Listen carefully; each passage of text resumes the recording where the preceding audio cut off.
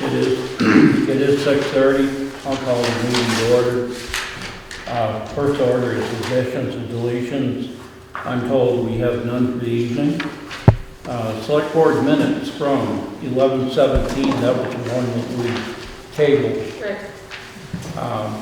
Any comments from the four that were there? I move to accept the minutes as written. For a second. Second. All in favor? Aye.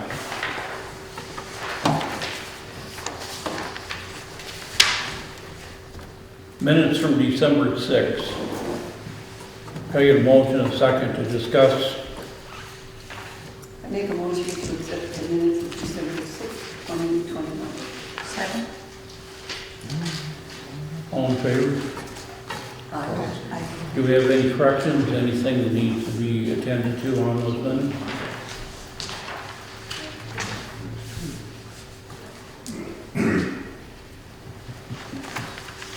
Hearing none, I'll call the minutes of December 6th. All in favor? Aye. Any opposed?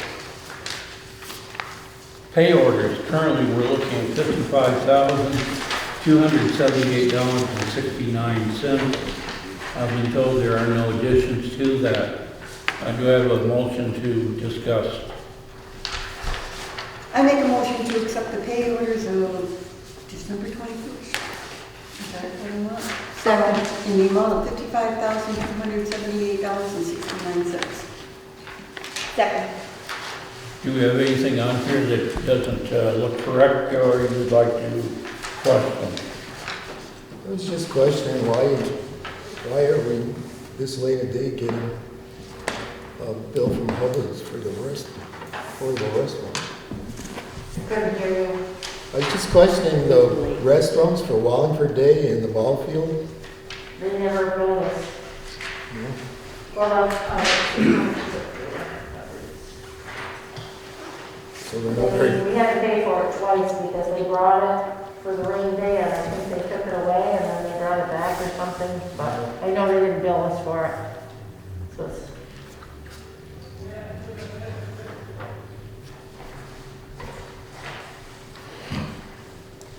All set? yeah, I guess they're just slow up their billing. Do we have a motion and a second to accept? It was seconded. Okay. All in favor? Aye.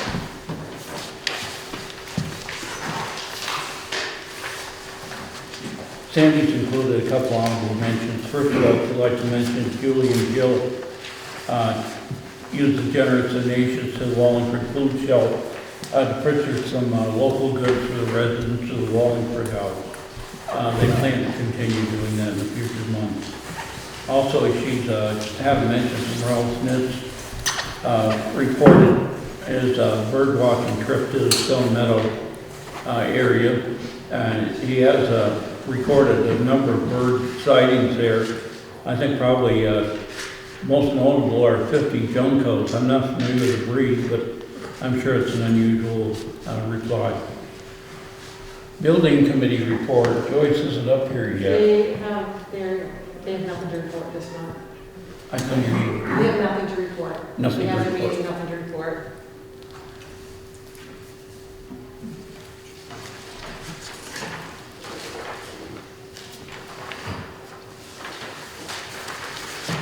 Road commissioner. Bill. Yes.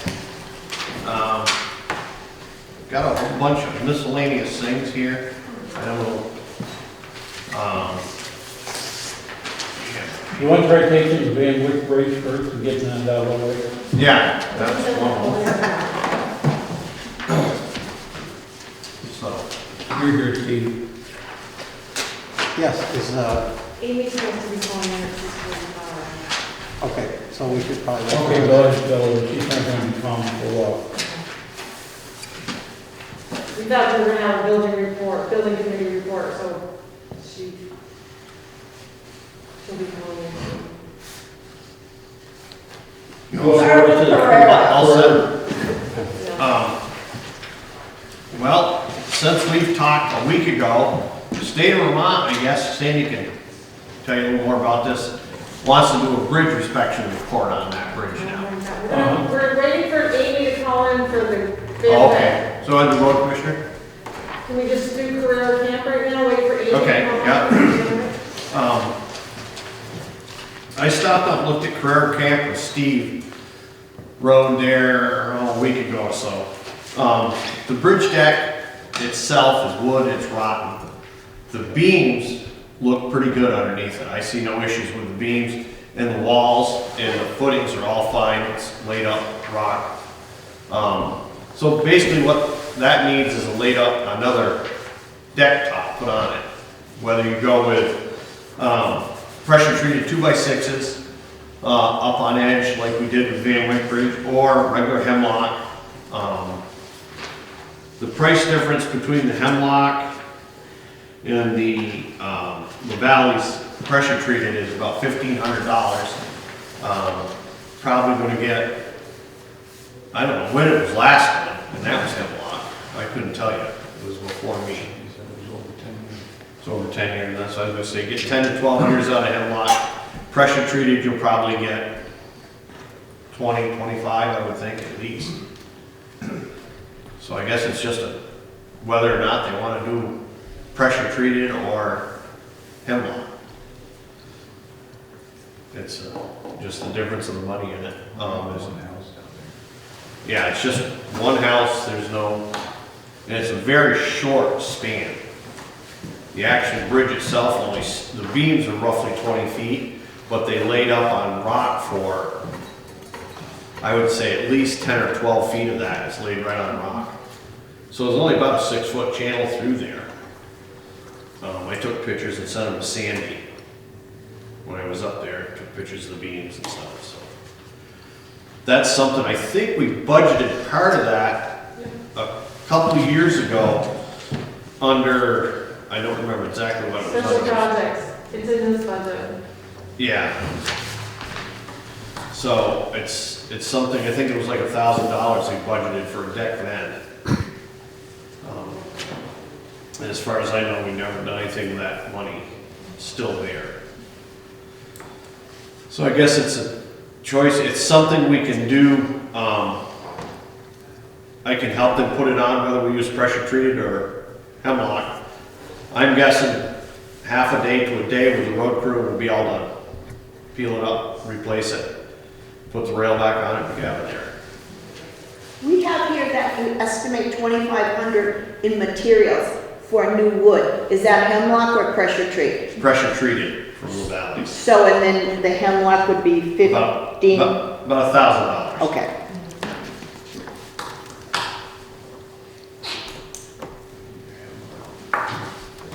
When would you be scheduling you to do it?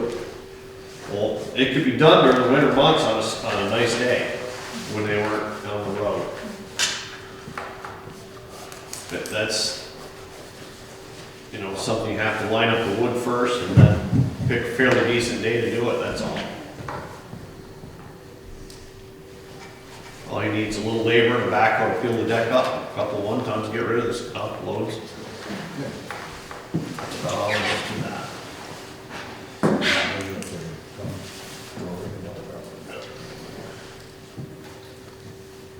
Do you have any idea how many people actually use that bridge? One. Just one house there. I don't know, are they full-time or are they just, Yes, yeah. they are full-time? I didn't know if they were The only seasonal. other thing that goes across that is fuel truck. Field truck. Do we plow it with the little truck? No, Charlie goes across it with tandem. Still is. I couldn't quite hear Steve. You said they do or don't? No, Charlie still plows across there with the tandem Kenworth, Big truck. big truck. Wow. Yeah. I don't like it, but he still does. I don't blame her for not liking it. I drove across it the other day and I didn't like it. it's a little thin. Charlie says you can't be scared. He says, don't call me when something happens. So Phil, you said you figured you get 10 years out of hemlock and it would cost like 1,000? Yeah. and we get 20 years out of pressure treated. Yeah, but it- I would say, I think they're rating it for 20, 25 years now. They used to be 50-year rated, but it's not anymore. Not on a bridge either, because of the moisture issues. Well, I'm just looking at the dollars. I mean, if we only got 20 years out of it, they're paying $1,500 for another 10 years versus just $1,000 to do it again in 10 years. Yeah? Well, yeah, you're right, we got the labor though. You're right.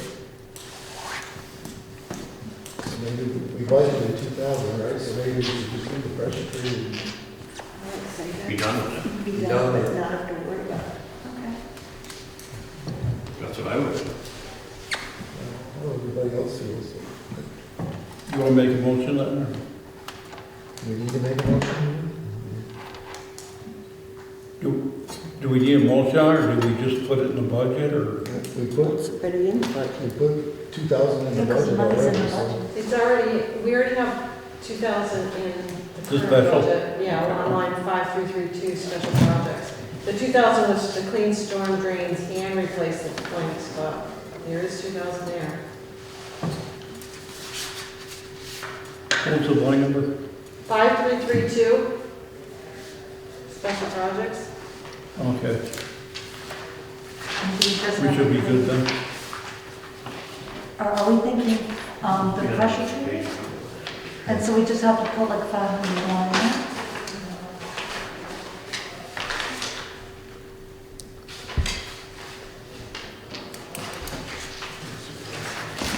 Do we need to make a motion for the 500? We have 2,000 in there. We Whoever need got it in 500 there, more. special project, no, we Yeah. don't. No, No. we don't. All right. Just want to do it. Will you go ahead and do it? Yeah. Go ahead, Bud. Yeah, Yeah, let's talk and Phil.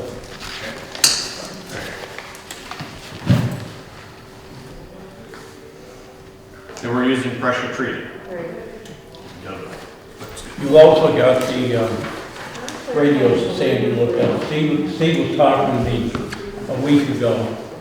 Apparently, we had one of the trucks go off the road up there in that area that doesn't have service. And quite honestly, he was without a way of contacting anybody while he was there. I don't know if these are the only radios that are available, and it says here, I think there's only like 9 of these are available. They run for $209. I assume that's a piece. I don't know, are they rechargeable? Because they had somewhere in there, they have a recharging. Yes. Steve actually found some Motorola's. Are you gonna test those out, Steve? Yeah, I have. Steve has some personal ones he's gonna bring in and try out. But I don't think they would reach anything, you know, they're all right close by, but for that distance, he was on Parker Road, he had to walk down to the fire station at Seward's Farm. And it was a good thing they gave him a key years ago to get into the place so he could use the phone to call somebody. And that's the only way he could do it, but like I said, that's about 200 yards walking middle of the night in a snowstorm. So, do we know what the distance is for these ones here that we have the price for? I don't know. Okay. What about yours? Have you tested? They're basically the same thing. Okay. You know, the only thing we would use them for is like if we're hauling gravel, you know, I'm in the grader, I can talk to them when they get to me. But as for a distance, no, they're not designed for that. 100 yards are probably whipped. Same thing with those. Okay.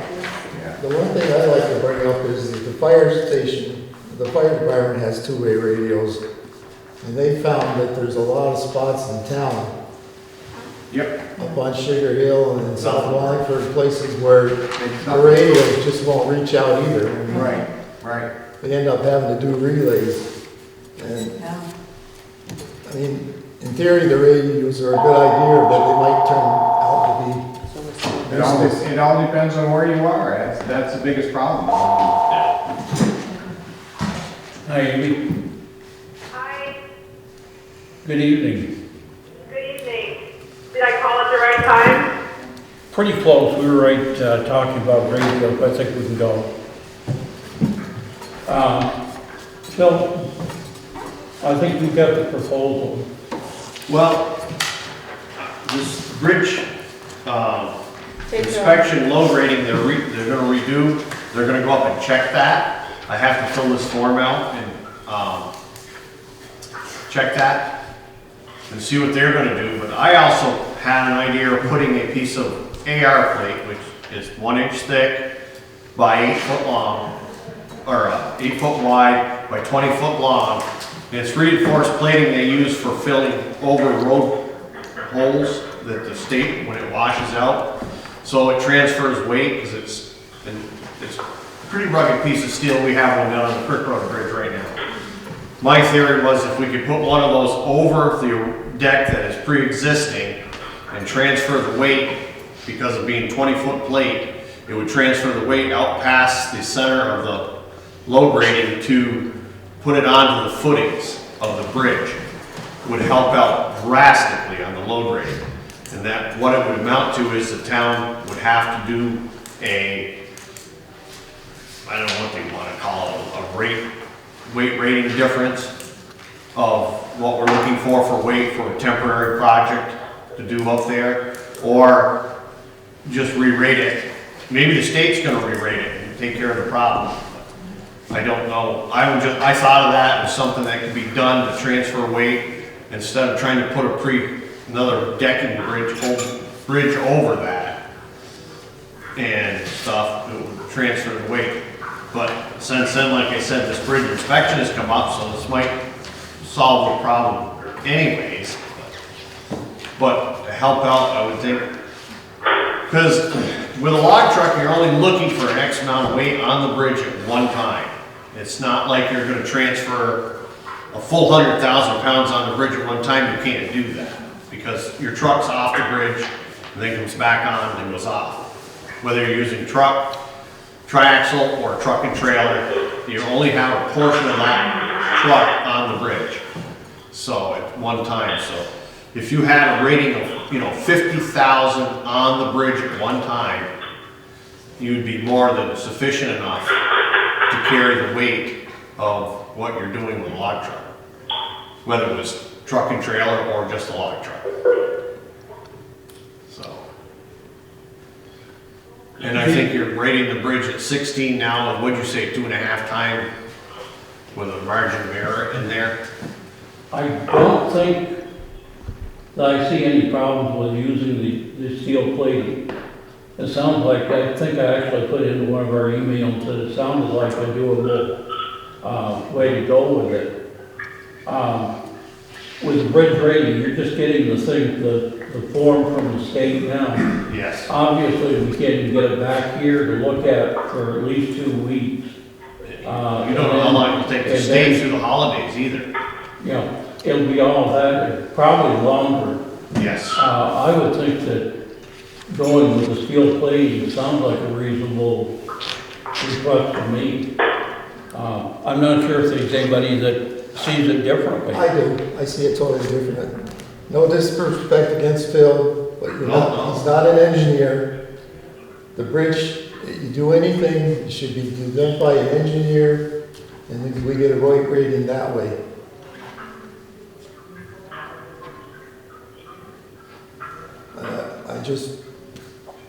Anything we do, it should be done with an engineer, and we get a weight rating that way. Otherwise, we open ourselves and the town up for liability if something was to ever happen.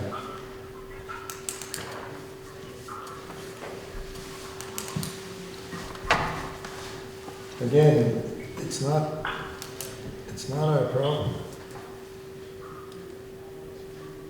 How would you like to proceed? Do you want the state to still come down and look bridge rating?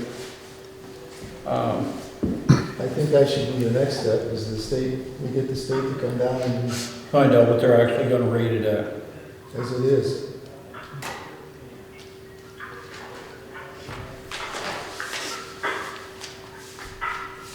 How do the other members of the board feel? Well, if the state came down and talked to Phil with that idea in mind, if they approved it, Well, that could be another thing. Yeah. You could you could talk to them. Yeah, if they're gonna come down and re-rate it anyways, whether they leave it, they're gonna re-inspect it, whether they leave it at the same rating or re-rate it higher, that's their call, you know, that'll cover everybody. So, But you could give her, you know, if she doesn't want to increase the rating, you could give her your idea of the steel plate Yep. and then see yep, what the state has to say. I just think it should be somebody that's certified or an engineer, otherwise we open ourselves up for liability if something was to ever happen.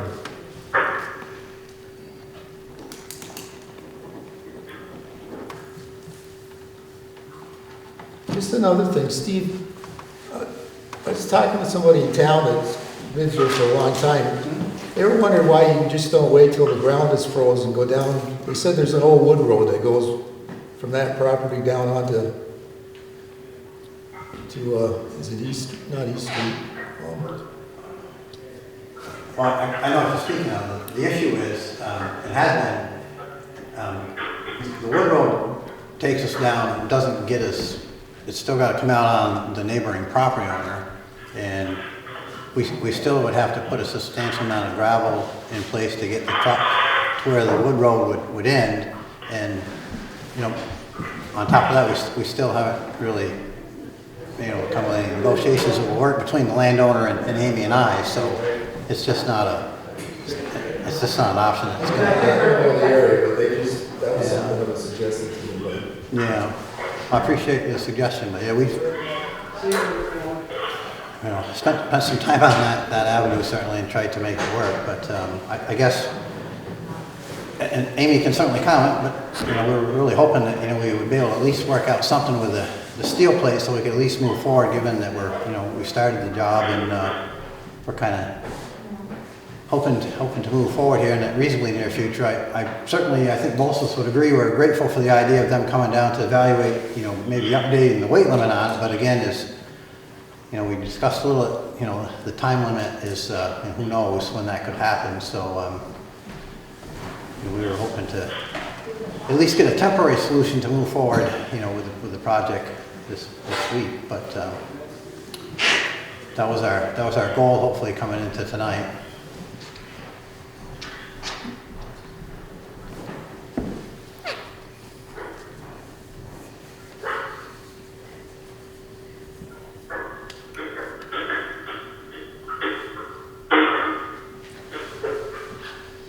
I just making the offer, it's up to the select board to make the decision, it's up.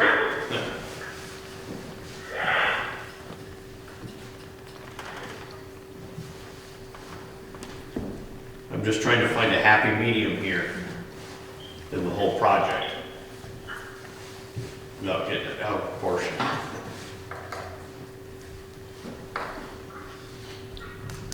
How about the three other members of the board that haven't really? Your thoughts? I agree with what Bruce and what Hart were saying about that needs, Wait till we get an engineering report? yeah. Okay. Amy, are you listening? Yeah, I am. I had a little problem hearing some of the people talking. A little hard for me to hear, so I hope I'm not going to be redundant and say something that was already said, but the problem is basically that a request was made to the state, I guess, early in the month, asking about them to come out and reevaluate this bridge. And because of just some miscommunication between the language and the wording of the request, the state immediately told the town, no, that this decking limited is to 16,000. And with a little digging, I contacted Du Bois and King, and they said, their engineer said that's actually not true, and he was kind enough to reach out to the state and communicate directly with Pam Thurber, who I guess is in charge of this bridge division, and clarified with her exactly, shared some pictures, and also shared some details about the design and build.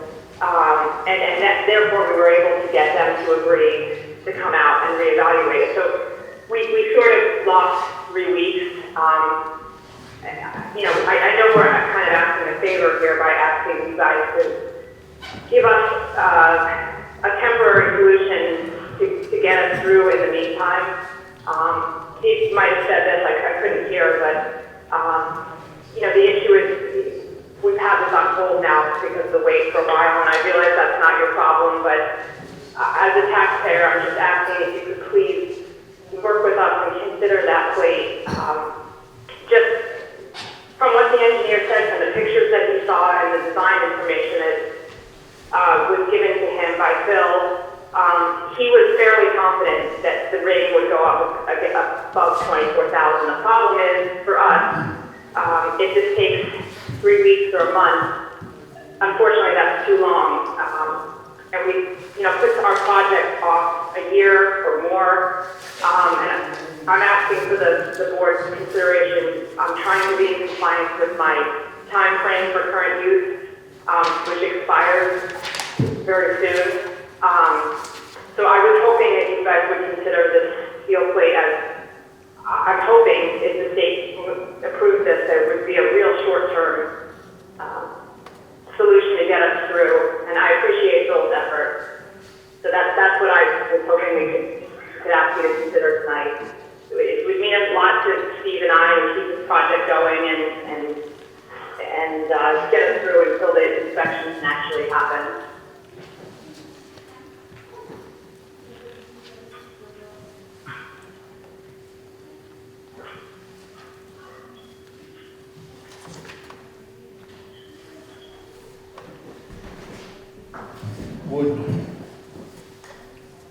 What is the board's feeling as to allowing this as a temporary fix?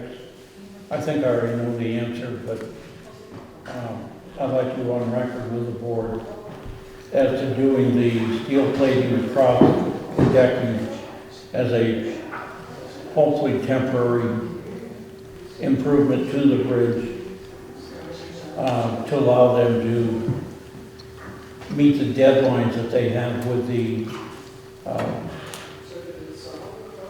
impact on the forestry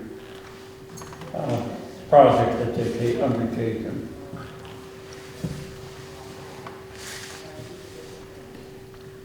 No, I stand firm. You still know, Pat, you're no, or yes? Well, is it, the current use, doesn't it have to be logged, or does it have to be, does the logs have to be transported off the property?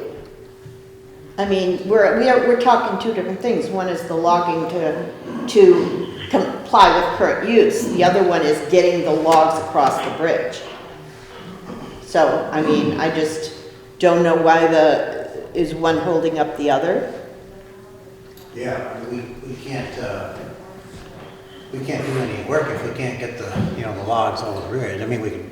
I mean, sit there. there's a log landing. I mean, I'm just asking. Right, well- Because we're talking about timing of the essence now, Right. so I'm just asking, you know, what is. Yeah, no, it's a good question. You know, we could take a chance and keep working and hope that the bridge gets operated to 24,000 pounds, or some other solution comes along. But if it doesn't, got a lot of logs sitting there in her property that are going to sit there and probably spoil because they're not going to get to the mill. And I'm not sure that she or I would want to take a chance on that. So yeah, unfortunately, it's directly tied together. And you know, unless we had a more confident idea of how the state was going to rule, and again, that's a few weeks out by the sounds at least. You know, we don't want to move forward until we have another option with a bridge. And you know, it's for me, it's a little difficult. It's not like I just I'm working on her house up there, or fixing the roof, or I just have a job trailer where I back up to the job trailer and leave and come back in 3 weeks. When this all gets cleared up, assuming it does, once I move, I'm going to have to go to another job in another town, and I'm going to be there 6 or 8 weeks. So when I come back, even if it's 6 or 8 months rather, and even if I come back in 6 or 8 months, she's going to be well past her time frame when she's supposed to be done, which is not the problem, you folks. I'm not insinuating that at all. I'm just letting you know where we're at. And so, again, it made it a little difficult for us when we came in January. Everyone, with the exception of Kathy, who wasn't here then, as I mentioned 2 weeks ago, we didn't put any effort or time into this project moving forward until we checked with the select board to make sure that, we were going to have an agreeable option to take logs out over the bridge. And we thought we had that 11 months ago. And, since then, she and I put a lot of time and effort into this project, and she has put a lot of financial investment in this herself too. So, and given we started, I started on October 12th, I think, up there. I worked 3 or 4 days since then and waited patiently to try to get this resolved. And we certainly wouldn't have even started this had we not known this was going to be an issue that we thought we could have up in January.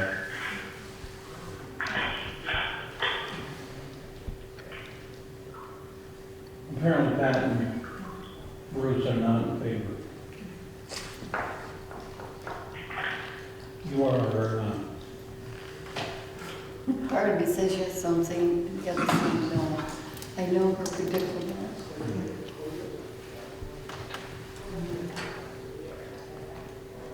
Because what if something goes wrong? What if the steel plate is put down and we put the load on there and I just don't know if we can do it without the inspection. I take a general feeling of the board then that we don't want to support putting a plate in there then. What's that? I said I take it that you're not in favor of using a plate. I'm only in favor of using a plate if it's inspected and if it comes out okay. If we're going to put a plate down and put weight on it and do it without an expense, as a temporary fix, I'm just afraid that the temporary fix might not work. And then where does that leave everything? Whose insurance is covered if the truck goes through?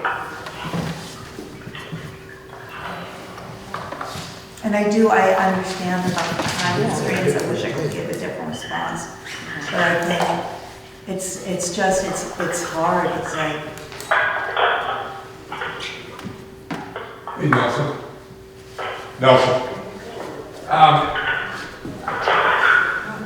If the logger has insurance, liability insurance, which I presume they do, something happens when they're crossing that bridge, I presume that the logger's liability insurance will cover the replacement of the bridge, more than likely. Because most of the time, you're going to have at least $1 million liability, as long as they show proof to the town that they've got an umbrella covering the town, or not holding the town liable for anything that happens, and have an umbrella on the towns for that $1 million liability. So if they do go through the bridge, they ruin the bridge, the contractor's insurance is going to pay for the bridge. You may be down and have, an access issue for a while, but you can look at the bright side, you get a brand new bridge. Just to.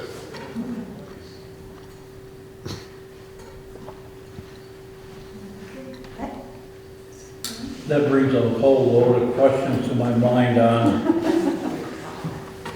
if the bridge were damaged, how much they're willing to pay, what it actually costs. You're on the board to sign a contract with them, do a special agreement with the contractor, haul the logs. Not simply saying, but, something saying to the effect that if they damage the bridge in any way, shape, or form, they're going to replace it, or they're going to repair it back to, if not better than it was. So if you put your plates down and something does happen, worst case is you double up your plates.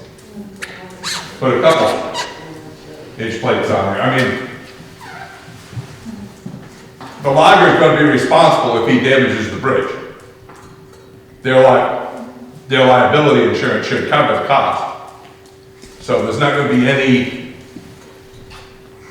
liability to the town, I would think. I don't think you ever want to get to that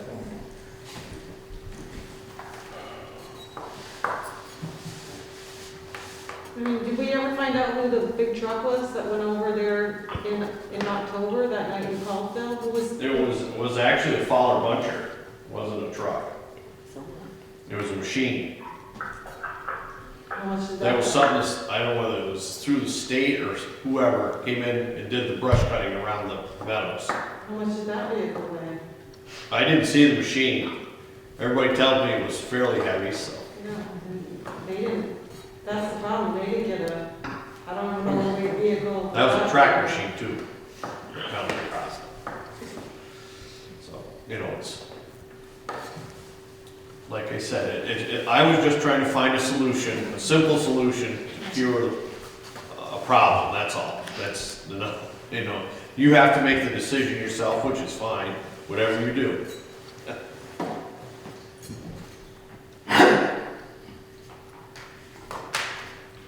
Mark's got a good point. And she really does. She's under a deadline. I totally understand her problem. I do too. I think the deadline is self-imposed. I mean, they talked to us in last January about this. Now, 8 months later, they come back to us and hollering, hey, we gotta get it done, we gotta get it done. Well, why didn't they come to us back in January?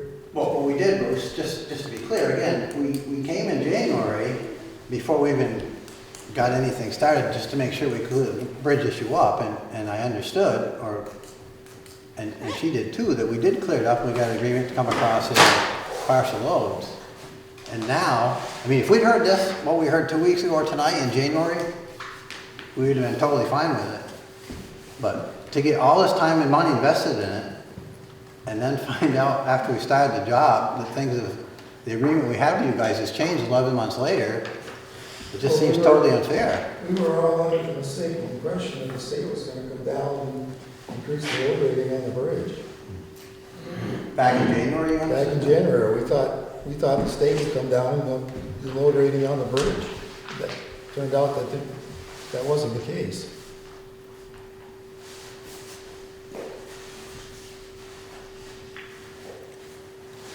I do hear what Rose is saying about that what Mark says sort of brings a different light to it all. And if you put it down, you're pretty sure that the state will adjust the weight limit? Well, I think they're gonna adjust the weight limit anyways, because I think they're looking at the wrong, they're calling it a wood structure. It's not a wood structure. It's a wood deck top. It's not a wood structure. That's the thing, it is. And so would there still be partial loads, even with the plate down? Would there be partial loads? Yeah, all I want is 50,000 on the bridge at a time. I don't need a full load because I can't put a full load on the bridge at a time. Right. Do you have the insurance certificate with the town, Phil? Do you have the insurance certificate with the town? Oh, yes, yeah. I have terms, yeah, for that. It's just standard policy. No, I mean, in January, we said that, you know, with the overweight permits and the, okay. I haven't sent them in yet, but I have. I'm gonna send them in because they start over the first of the month. Oh, I couldn't see renewing one for a month, or a week, or a week and a half. March to March. I'm gonna go with Phil's idea. I think we need a motion in a second. Well, I'm probably not worried about, with what Mark said and everything. She said she. I think I'd like to, I can do it. And go with what Phil suggests. And I second what Your Rose said. your motion is to approve allowing Phil to, Put the metal. How much is this gonna cost? He said he'd do it. For what? The metal? It said no charge. There's no charge to put that plate down. Cost of the metal? So who's paying for the metal? Steve? Who's not paying for it, I'm borrowing one. I have access to a blade of AR, Okay, sheet. okay. There's absolutely no cost to town. Like I said, this is just a suggestion to try to make this problem, simple. That's all. I'm not trying to As I understand, your motion is to go ahead with Phil's plan, use a 1-inch decking plate, 20 foot long, to be in place over the flooring that's currently in place as a temporary remedy. Do I have Thank a you for the second? motion. Second. All in favor, say aye. Aye. I guess that's your answer, Steve. Nelson? So just to be clear, the weight limit is still 50,000 as we Yes, originally. that was part of his proposal. On the bridge. For 50,000. Okay. Would it be okay if I just left for a bit, talked to Amy about this and came Now back? we'll hold off for a minute. Okay, thank you. Steve has the permission to talk to Amy on the phone. We need to add, insurance certificates. I'm sorry. We need to add, overweight vehicles. Is it okay if I call back, Nelson? Yes. Yeah, I guess it's gonna happen. Okay. Okay, I'll call back. Thank you. We need to add overweight vehicles and insurance certificates. Okay, how much for the insurance? Oh, it's nothing, they just have to. No, I mean, the weight on the insurance? I know we're close, but I'm just not hearing. I just want to make sure we get in the minutes that we're gonna do the overweight vehicle permits and 50,000. insurance. Yep. And, before they can haul, because we haven't gotten those yet. So a part of the motion is that we include the receipt of the overweight permit and the insurance certificates in order to approve it. Yes, yes. I got it spit.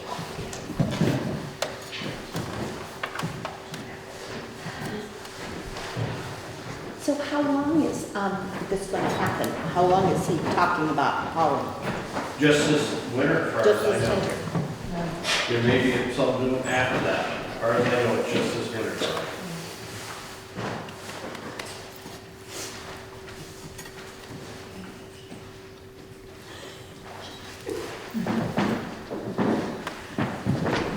We didn't finish on the radio. No, we didn't finish on the radios. It doesn't It seem like sounds it's like gonna, it's not a solution. it doesn't seem like it's gonna work. Yeah. I don't even think good CD would work there. The only way a TV would work up there is if he happens to catch somebody coming down Wallingford. Yeah. And he would relay that to somebody else. Or something that won't make sense.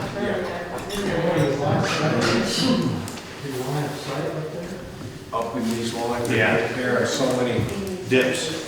spots that are just dead. Yeah. Pretty much, yeah. There's much of a hill where two-way radio won't work in between. Two-way radios, cell phones, all that. He wanted more. Satellite details phone. on the bridge. I know, it's gonna flare down. Same. Better watch that, Rob. Same thing as the next 45 years. Same spot. It was the same. It's interesting, I'll tell you. Send the truck up there.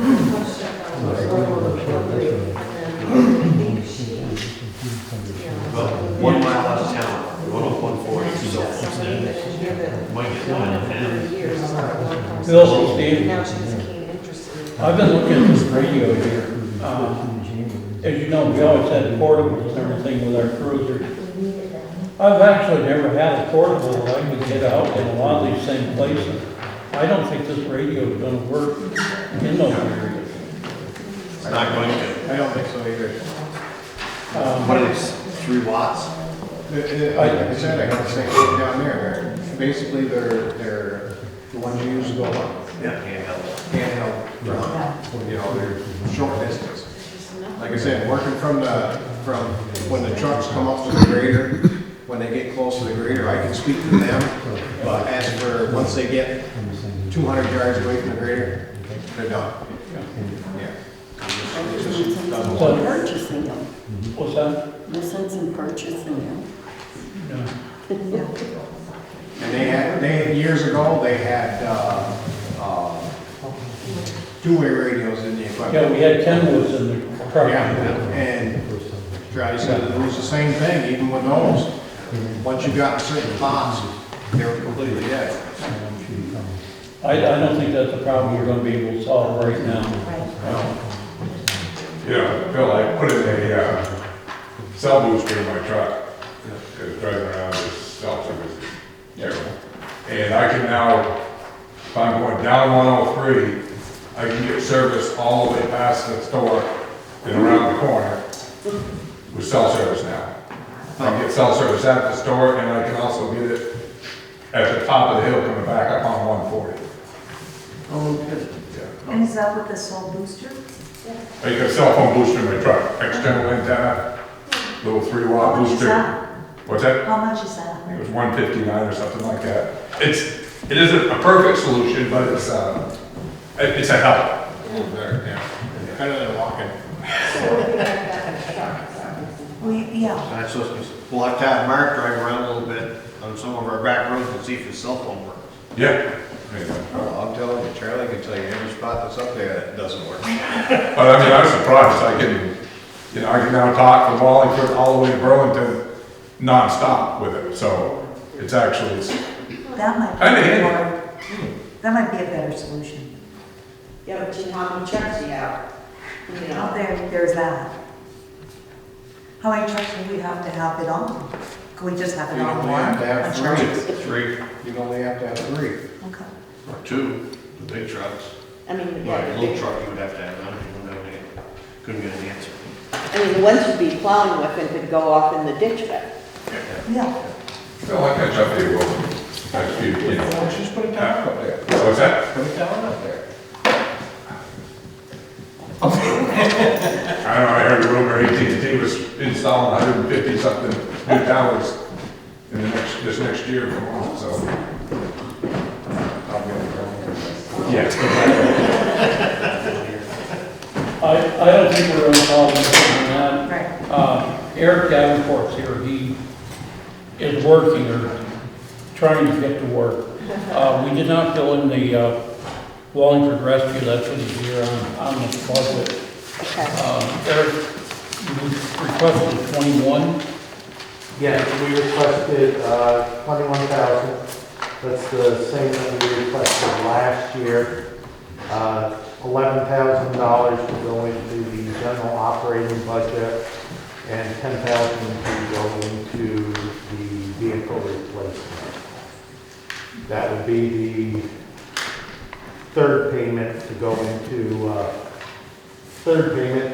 vehicle replacement, so that would be up to 30,000.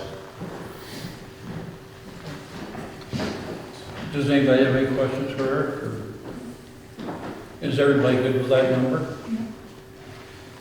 Okay, I guess we can fill the 2,100 in on the appropriations. Always next year. So yeah, if you have any other questions, I'd be more than happy to answer. Sounds good, Eric. 2,100 or 20. I appreciate thousands. We're trying to cut this budget. Okay, Good enough. Thank you for coming. Thank you. thank you. See how easy it is? And I do want to compliment the town on starting to cut brush, since I've given them a bunch of crap. I do appreciate them starting. Yeah, they got us. Yeah, all this rain and snow. Yeah. Wow. Energy. Better to fall down on.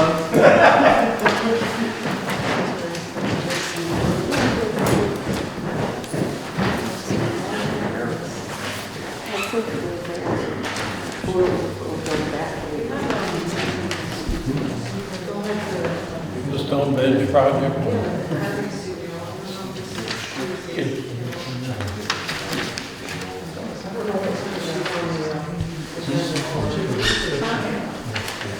So we're putting 21 in for the rescue stuff? 21,000.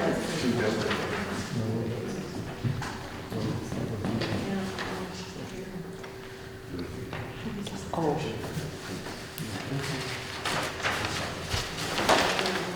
She's not here.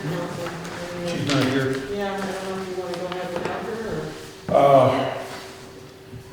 I'm I'm not really familiar with it. The stone bench project here. I have seen an article in the paper about them in the past. I think it sounds really interesting. Yeah. And you know, I mean, they do a great job, and they're beautiful, the benches, when they're done. And they place them in, you know, we've got perfect places, either by the Boy with the Boot or in Stone Meadow. I mean, And what a great opportunity for kids in Wallingford to have this chance to work along. I don't know if they particularly just get the kids from the town. Yeah, it sounds like. It sounds like it's more of a little generic. I think Wallingford children would be able to They'd be apply. Yeah. And looking at it real quick, I noticed that in the past, it looked like there's one student or one person from each of the towns. I couldn't tell from this if we do contribute to it, are we guaranteed at least one person from Wallingford being accepted into the program? I don't think I read that. I don't think so.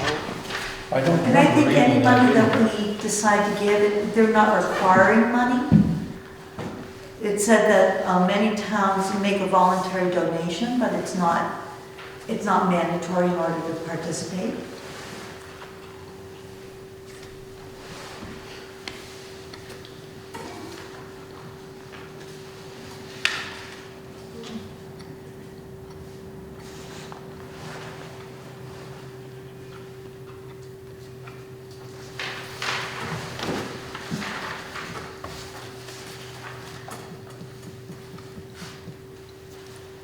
I think I like the project.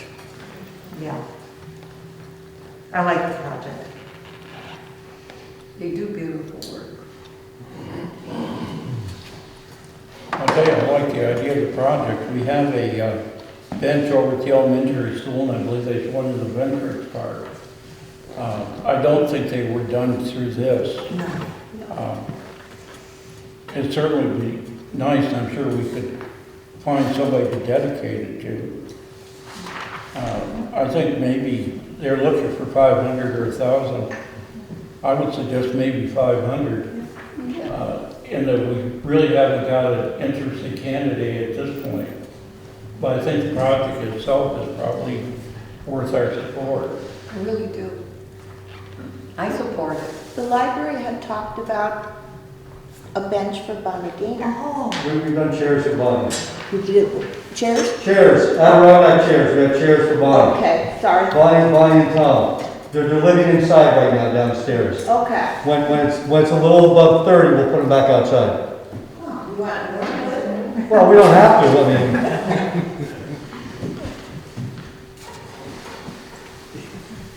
So the general feeling will appropriate. I'm in favor of it. What would you like for an amount of 500 or 1,000? 500. 500? Okay, we'll find a place for it. Now, that's not to say that there's not space at the library, but we've already done something for Bonnie and Tom. There is space at the library, and I think a nice bench would go well there. I'm sorry, Ken. You'll have to talk to the chair about that, though.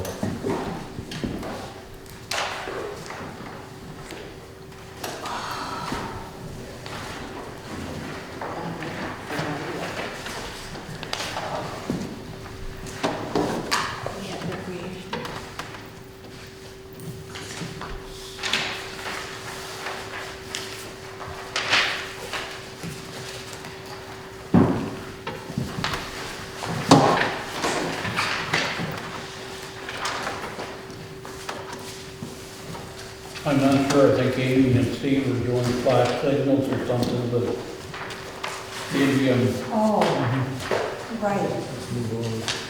I'm not sure where they're at now. Should we? Recreation, Yeah. let's move on. recreation. Mike, are you here? Here's the rec committee, both of us. Our chair resigned, as you probably realize. We came up with some numbers for you last week, of the things that we'd like to see you purchase. So we're here to answer those questions for you.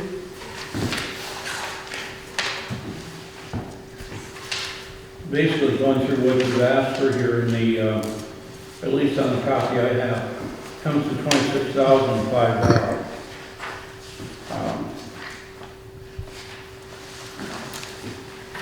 You also made the comment that the rec director would come from the CD. Yep.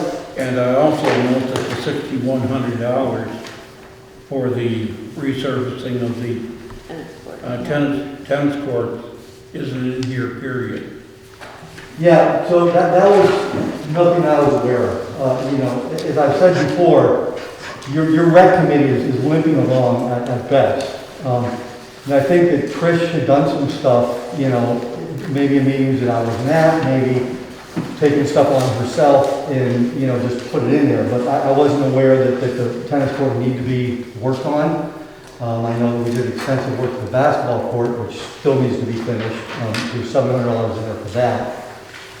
That's one of the reasons why we're asking for a rec director, because we currently have no direction. If I could cut in for just a second, between the audience, or between the acoustics up here and your mask, I can't hear a damn thing you're saying. The sign downstairs says I need to have a mask on when I come in. That's why I have the mask on.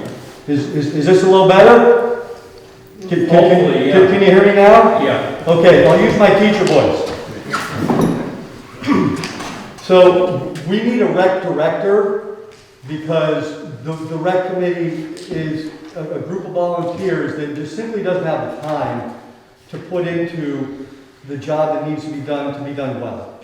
And we figured out what's our figure? $13,000 a year is based on 10 hours a week at $25 an hour. That rec director would do things like write grants. He or she, a qualified candidate, would organize, hopefully we can get baseball back in here. It'd be great to see soccer come back. He or she would help organize work days at the lake. Wood chips get dumped down the park without anybody realizing who put them there or what needs to happen to them. That rec director would be the person to reach out to community members and organize a volunteer group to go down and spread them. When we have basketball hoops that need to be reinstalled, that rec director could organize people to come and do it without having to get, you know, town equipment involved, so that it's done safely and efficiently. I think there's a real strong argument for a rec director. Subsequently, reading in the town plan that was put out 2 or 3 years ago, the community of Wallingford had asked the select board to hire a full-time rec director, which would cost us a whole lot more than $13,000. I think this is a step in the right direction. I think this is a foot in the door to bolster the rec committee. It's clear to me after reading that town plan yet again that the community of Wallingford does care about recreation. They like to see things like movie nights. Wouldn't it be great to have a skating rink built down by the basketball court for wintertime use? You know, a rec director, a good quality candidate, would organize things like that. And then, us volunteers would support as best we can. I'm happy to pick up a shovel, I'm happy to pick up a wrench, but I don't have the time or the energy to direct the rec program. I really think that's why Trish quit, because she didn't have the time or the energy to do it as well.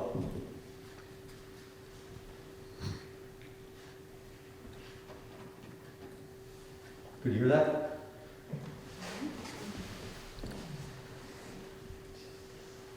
I think the problem that happened last time was they couldn't find anybody for the full-time director. For the amount of money that we were going to pay, and they couldn't find anybody. Then when they found somebody, it was somebody that was going to be very part-time, had a full-time job and couldn't devote the time to it. So I think part of it is just trying to find somebody to do it. I couldn't agree more, but I don't think that the town can afford a full-time rec director, which is why at this stage we're only asking for a part-time rec director. Something to consider is when we had a full functioning, flourishing rec committee, we used to bring in camps to the lake, and you'd probably be able to tell me better than I know how much money that would bring into the town, which would help fund the rec director position. Bruce, I know that we brought in buku bucks this year from the lake without any camps coming to the lake. In fact, our camps went elsewhere and we still made quite a profit, I hear. So if we brought in a rec director that could court some of these other towns to come and spend their money here, then we could benefit financially as well. And we'd have a functioning recreation committee, and we also have functioning recreation for the town of Wallingford, which, again, that town report, the town plan, says that's what the people really want. They want movie nights. They want square dancing. They want, and I'm sure you want this too. I know you're not the select board of road graders and salt sheds. We need to do more than just road graders and salt sheds.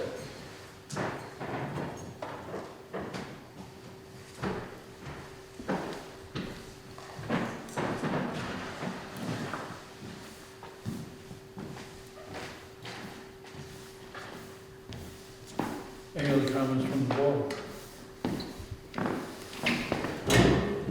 We went through this budget at the last meeting, right?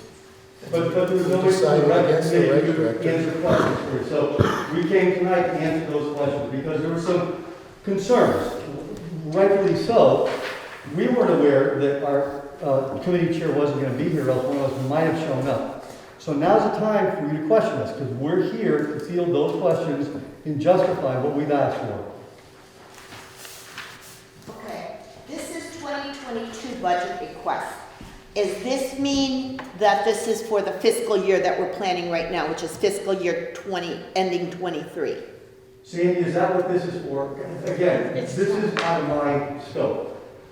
We were supposed to put a budget together. Our chair knew what it was going to. Maybe I put the wrong year here. And maybe it should be 23, and if it is, we can just change that real quick. Okay, well, see, because then, This is, it's my understanding that this is. That's what I was wondering. It's my understanding that you want Just to use money Sure, thank you. we have right now.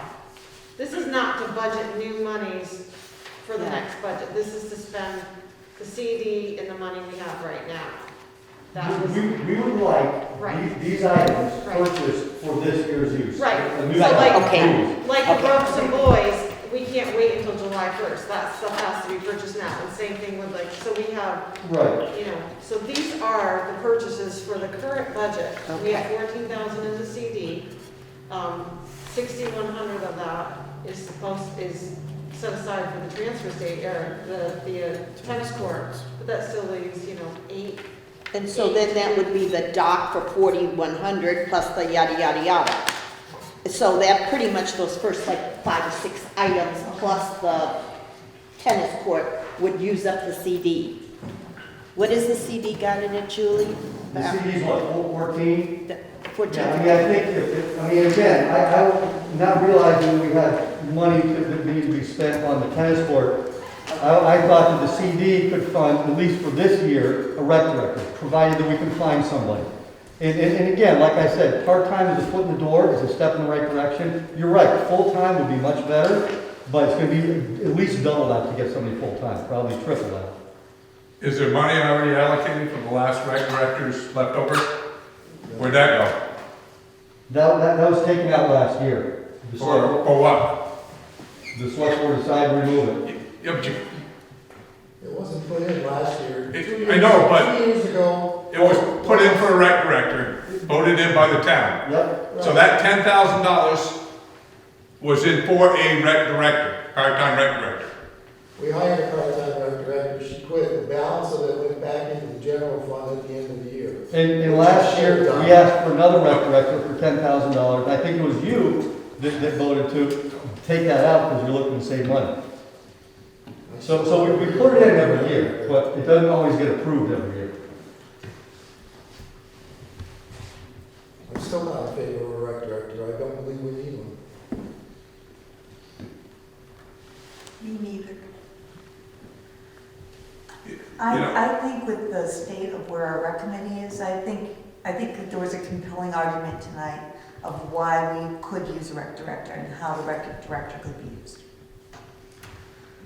I mean, if you want to see this rec And director, it wouldn't, I'm sorry, it wouldn't be for this year, this would be for, I would think that for the rec director, we're not talking about this year, we're talking about putting in the budget for the. Because from the amount of equipment needed here, that's gonna use up the remainder of the CD.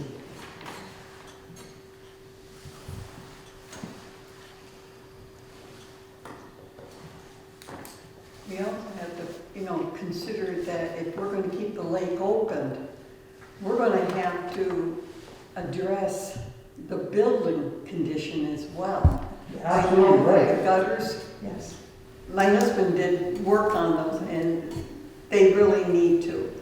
The ceiling where the concession stand is, that's not in very good condition. No, it's not. So has anything been budgeted sort of into this budget? Our stance was, we've been falling apart so fast and furious that we wanted to hang on to whatever we could. We felt that the building was too big of a project to take on. I mean, this is it. I don't know about you, but I'm no expert on fixing buildings. And the cost of the building is going to be, I would imagine, far greater than $13,000. I think that we need to bolster what we have. We have a building that's functional. We have restrooms that work. They're not the best. They're old. They're falling apart. I agree with you, and I think that they do need to be fixed. We got to take one step at a time. We got a beach that's eroding. Somebody dumped a bunch of sand there in May, and it was in the lake by June 30th.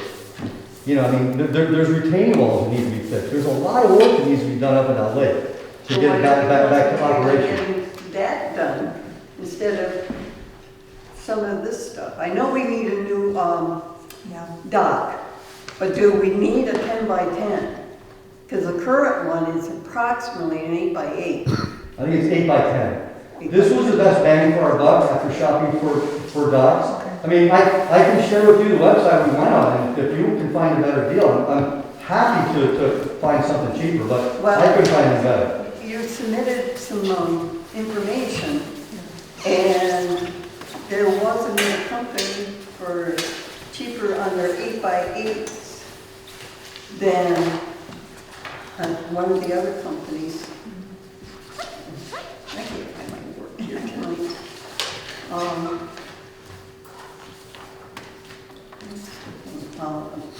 I can't find it right now, but comparing them, I think we need the dock and we need the boys and that. And even an umbrella for the lifeguard, I think that is essential because they do need the protection. But do we want to spend $100 when you've got quotes for, mid-cost umbrellas as well? I do not agree on the kayak. Why? We never had them before until they were donated, and then we started with the kayaks. I don't think that's a necessity. Again, if you want to draw people to the lake, if you want to get people to spend money at the concession stand, if you want to generate revenue from the lake, you need to provide things that are going to be revenue generating. Kayaks are revenue generating. You get a fee every time a kayak goes out. You bring food in, food is revenue generating. You sell tickets, tickets are revenue generating. The kayaks that we have, I dare say may not last much longer. If we don't replace them, that could be a bigger problem. And people do like to go out and you can see them out renting out the kayak as often as they can. At this point, with the conditions of the building and other things that I don't feel it's a necessity.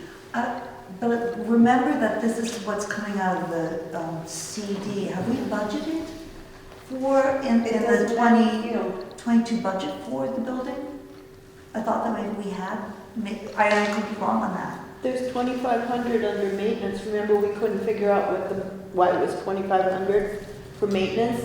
We had questions too last week, and again, we are kind of operating in a vacuum.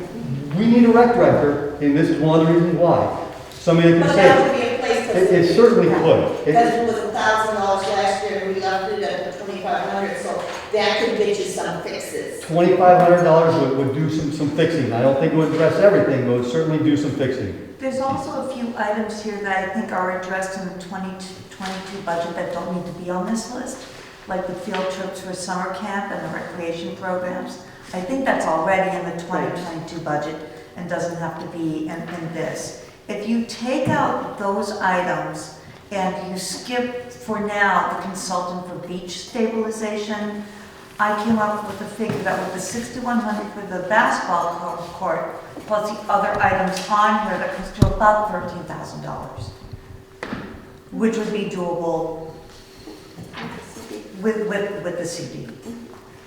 It would just leave out the consultant for the beach, and it would leave out those redundant things that are on this list. But yet people are complaining about the erosion problem. So if we take it out, So we can decide if we where want does to. that leave you? Right. I think it's about prioritizing. I'm not saying that we don't need to get the consultant down there, but I'm thinking we might need a doc before we need a consultant. If we're just going to put things in order, there's some items on here, like the beach equipment, that might need to happen before the consultant for the erosion happens. So I have a question. In front of you, you have a list that you want to spend this fiscal year by July of '22, 1st of July. Yeah. Okay. And you also, starting in July, you have your normal budget that you're moving forward with. Exactly. Why not move the erosion problem over to next year's budget, spread it out a little bit over a period of time, buy the essentials, fix the basic repairs on the building with what you have for a CD right now, put the erosion problem in July, the rec committee can do their erosion repairs or whatever needs to be done over there come the 1st of July. And maybe what we could do is, taking off that idea, if we go ahead and take some of that money that's budgeted for later repairs in the maintenance and put it towards the erosion problem. Well, yeah, it's. And that's maintenance. That's actually maintenance. It's like, right. Well, I agree with you. Yes. But there's certain persons in this town that think that the erosion aspect has to be done ASAP. July is ASAP. Nobody's gonna get there much before June, July. I'm just Right. saying that there has been a thing about this erosion problem, and a certain person has been very adamant about it. And if we take it out of here, And you do it the 1st of July. You're not gonna do that erosion problem until the middle of June anyway. So what's an extra 2 weeks. 2 weeks? Yeah, exactly. I don't mind doing it that way, but like I said, there's a person here in Wallingford that just has a thing with getting. I think if they see it's gonna get done, I think if they see it's gonna get done, I think they'll be fine with it. I'm gonna remember what you said. Maybe a record position. That's a long story. Yeah, no, trust me. It's only part-time. This is my part-time, right? It's my understanding that when you and Bruce met with Amy Peacock from the state, Yeah. she was going to send down a number of recommendations to address erosion issues and grant opportunities to pay for that. Amy has retired Okay. and never sent those recommendations, but I'm assuming at some point she's going to have a successor, and hopefully she will have shared that visit with her successor, and we will eventually get recommendations and suggestions for a grant.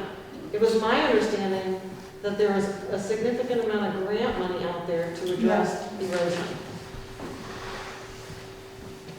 So that's also maybe a reason to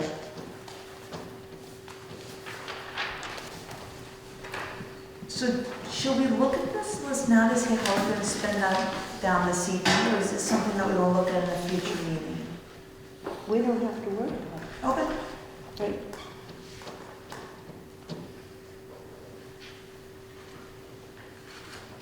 I think this was a list of expectations, and if they spend it before the, the year end, it comes out of the CD, right, Julie?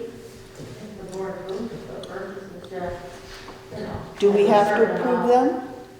Yeah. Yes. Oh, everyone? I thought it was only over a So certain. we take over a certain amount, I'm not sure what the Okay. purchasing policy is. You want, I mean, if we want to make purchases, I want to know, we've heard a difference on the kayaks. Are we going to get kayaks? It's on the list. If we are, how many? Well, if we're thinking that the repairs to the building up at the lake is gonna be around 2,500, 3,000, if you put the dock in there, that pretty much wipes out the CD. Depending on how much we think the repairs to the building are gonna be. We've got about 14,000 CD, Yeah. Yeah. And if you take, 6,100 for the tennis. exactly, 6,100 for the tennis courts. I have another question. How soon are you gonna be able to get somebody to refinish those tennis courts, or the basketball court? Are you gonna be able to get somebody to do that before the 1st of July, or not? That's just a $700 thing from FAS. No, you're gonna resurface the basketball court. No, it's Oh, that's just edging done. it or something, that's all Because done. the tennis court needs to be done, the basketball is just done. Right, okay. So, but either way, is that really feasible to happen before July 1st? Yeah. Okay, you think you can find somebody to do that with everybody else doing the same thing in June? Advantage Tennis did the original tennis court. Yeah, Advantage Tennis came down this summer and did the painting on the right, basketball court. yeah, While they were there, they looked at the tennis court because there's some issues with the tennis court. He advised it be resurfaced every 5 to 6 years. We're gonna be going on year 6 or 7 right. in in 2022. So he gave us a price of $6,100. He said it's good for the entire. But he said he could be here this spring, first thing. That was my point. Well, it's, depending on the weather, we can have snow until June, so. Right. Well, he's trying to say, will it get done, spent before June? Yeah, in other words, is that an item that needs to go before July, or can it stay and go for next year in July? He said the price is good all the year, it won't go up. So Right. But if he doesn't do the work by June 30th. Right, but it's the availability of it. Check and hold the check. That's the It one doesn't thing, work. to make it happen. Just trying to, the money that you guys have in CD right now, trying to make it work. Yeah. So, so that would still leave 8,000 for these other purchases. Yeah. If we subtract 6 from the 14, we still leaves around 8,000. So do we have to do them individually The or dock, en that masse or would what? leave us around 4. The dock is I 4 don't and think we need then to do it right now. What? This stuff really isn't budget stuff. It's I just know. money we're looking to spend. I don't think we need to make any decisions on that right now.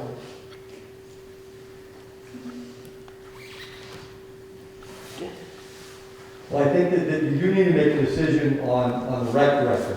We made a decision last week. We were not going to do a rec director. Why not? The board feels that we do not need a rec director. Why not?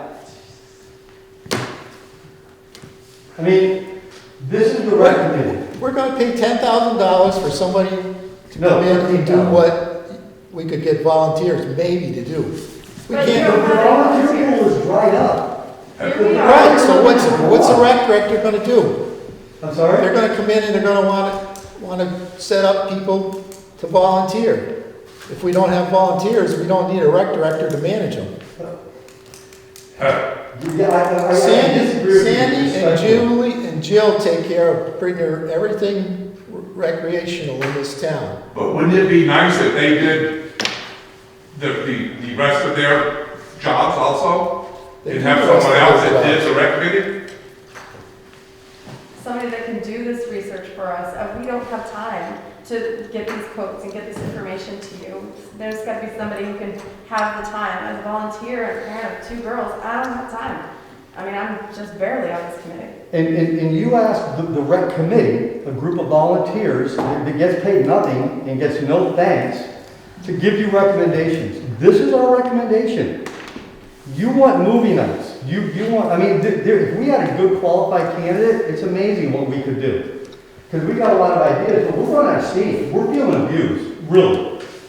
And I think I speak for both of us when I say that something needs to give, because I'm about burnt. And case in point, our chair walked off, didn't even show up last week to justify anything that we asked for, gave a rather abrupt letter of resignation, and we have nobody. It was news to both of us that this was going to happen. I was completely bamboozled. And so you've got 2 parents here that are willing to still volunteer, but we don't have the energy. The only thing What are you gonna do? volunteer to do is attend a meeting. What are you going to do for the town and recreation? This is not for us, this is for the town. The town said in the town plan 3 years ago, hire a full-time rec director. That's what the town voted on, a full-time rec director. $10,000 was put in the budget. We asked for it last year, you scrapped it. So we couldn't even begin to look last year because we didn't have any money to work with. If we have money to work with this year, I'm willing to volunteer my time with one of you to put together a hiring committee. And the select board and the rec committee will develop a set of questions, we'll find a qualified candidate that we can all agree to, and we'll hire that person and put them at a task to bolster the recreation in this town, which is almost non-existent. I think we get more recreation from the library than we do from the rec committee right now. You know, someone made a comment to me the other day here in town that a good option for the rec committee would be to merge with the conservation committee, put it all under the same umbrella. And the reason that person gave was because you share the same property, you have hiking trails, you have kayaks on the lake. And this is all recreation that the conservation committee does. Why not join forces? Instead of, those 2 are at odds. So why not join forces with the 2 of them and have someone that can actually, a committee that, looks, I mean, that conservation committee, they do tremendous things. They are gung-ho. They don't get second guessed by, and I apologize in advance, but they don't get second guessed by the select board. For years, for the last 10 years, I've been involved in the select board. Even when I was on it, we did nothing but second guess the rec committee. You gotta stop at some point, let the rec committee make a decision and go with it. You don't second guess the library. So the Wallingford Rescue just came in after $21,000. You didn't question it. Why do you nitpick always the rec committee? And I know I don't know, maybe preaching to the choir, but at some point in time, you gotta let them go. I have seen in the last 10 years, 40 or 50 people go through that rec committee. And I'm an avid rec person. If you have recreation for the kids, you have less crime in town. That means you don't need as much police force. You don't have as much graffiti on the dugouts over there, so you don't have to paint them every year. You gotta give the kids something to do. Right now, families have no reason to move to Wallingford. Absolutely nothing. There's nothing here for a family to do. And you want something for the family. Why not give them recreation? They can do basketball all year, you can do baseball all summer, soccer, you can do adult pickup soccer game. I mean, you need someone to coordinate that. And a rec director is that person, but you gotta let them do their job. And unfortunately, The select board can't do that. And I apologize if I offended anybody, but that's just my feeling. And I was in the same boat for 6 years. I was there. I know what we did. And now I'm sitting on the outside looking in and going, you're still doing it for some reason. And I don't know why. I like your idea about combining the two. I think that's got some potential for it. I really do. I mean, that conservation committee does really good things. And you're all doing the same thing. You know, it was floated before, and this rec committee is in favor of it. You know, I mean, it's a natural fit, honestly, it really is. Yeah, it is.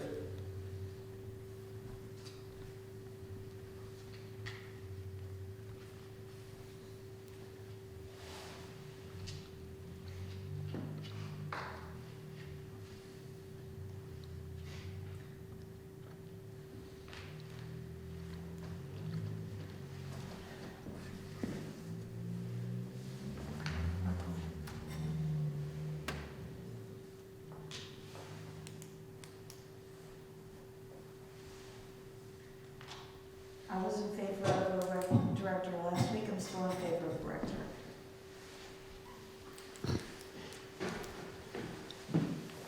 What about the idea of combining the two committees? Yeah, that's,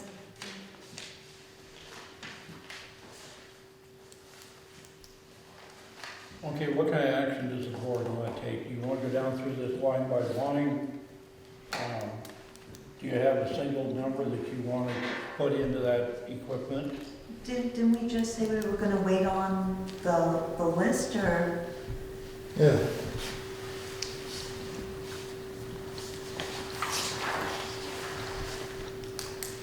Are you talking about this equipment list? That's what you're talking about, Nelson? Yeah, the one they want. You're looking basically, I think, at two different things here. You're looking at what you need this year. Right, and this is, We're supposed to be talking Yeah, budgets. Highway budget appropriations. Right. If we're good with what we did before, fine. I'm good with what we did before.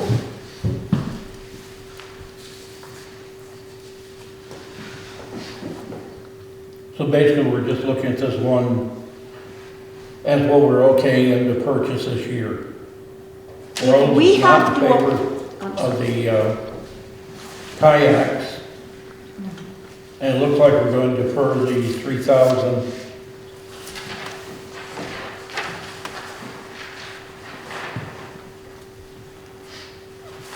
What else do we want, or? do we have to do this, or can we just kind of blanket it? You know, that, propose that the rec committee purchases the kayaks, the basketball backboard, and the volleyball nets as they've proposed here, plus refurbish the tennis court out of the CD funds that they have currently available before June 30th.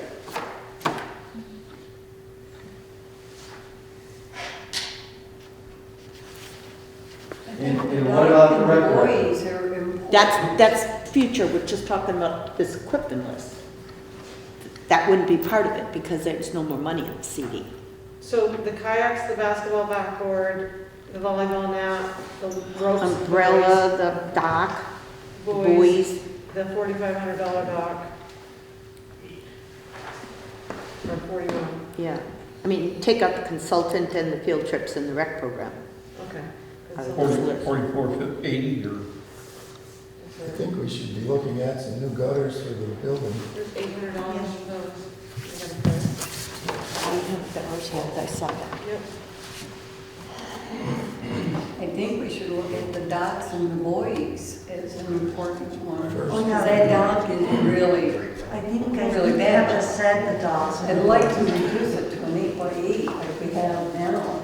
We don't need To have it 2 feet, I think it would just be 2 feet in one direction. Seems like And the the dock overall. doesn't last very long. we gotta do like, We're gonna have really, yeah.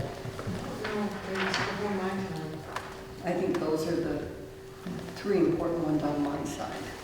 Most of this list can be done with the money in this year.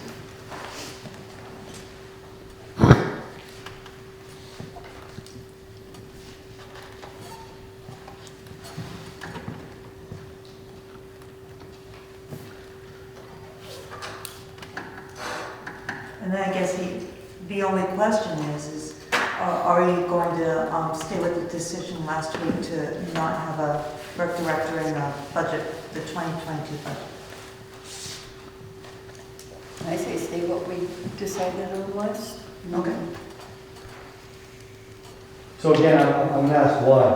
Last week, you didn't have anybody here from the rec committee to answer questions or to pose an argument for. You had that this week, not from only the rec committee, but from innocent bystanders who are in favor of a rec director as well. If you're not going to opt for a rec director, I'd like to know why. I think the town wants to know why.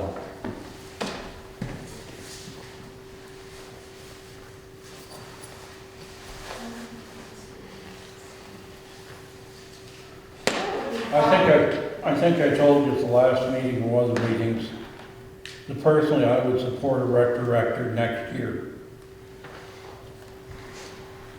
I'm sitting here, we don't even know if there's going to be recreation down there at the lake next year or not, or any of this. You can't, any one of you sitting there tell me that we're not going to be unmanned, or we're going to even have outdoor programming. And we're making a point of a rec director.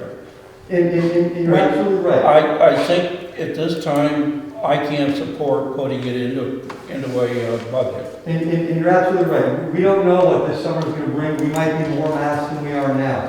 But in 2020, when this virus first hit full swing, towns all around us were providing recreation. Beaches and swimming pools were open because there was somebody to do the research. I'm quite happy that all the towns around us were able to budget for that. We're trying to keep a budget that the town residents. Absolutely. We're looking at other departments too, but that one. I understand fully, and I also know that you're looking to spend between $250,000 and $300,000 on a new road grader. That's over $250,000. We're asking for $13,000. That's not even a tenth of that. That's like a fifth of that road grader budget for rec directors. Somebody that can help us, if we are in a time of crisis, get through it. Because we're going to be stuck with another year like 2020 where things are going to fall apart even worse than they are. Rose is right. The beach house is falling apart. I can appreciate that the recreation is a definitely important thing in the future. But right now, this year, I'm trying to figure out how to get money for sidewalks. How to get some money into our sand that we cut already this year. I don't see the amount of recreation that's going to be brought in. We're not going to get a Killington ski race into town.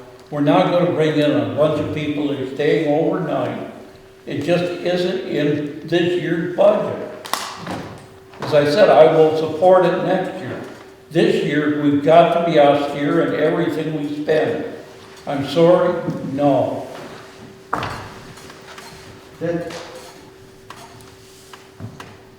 I think there's a new appointment on there as well.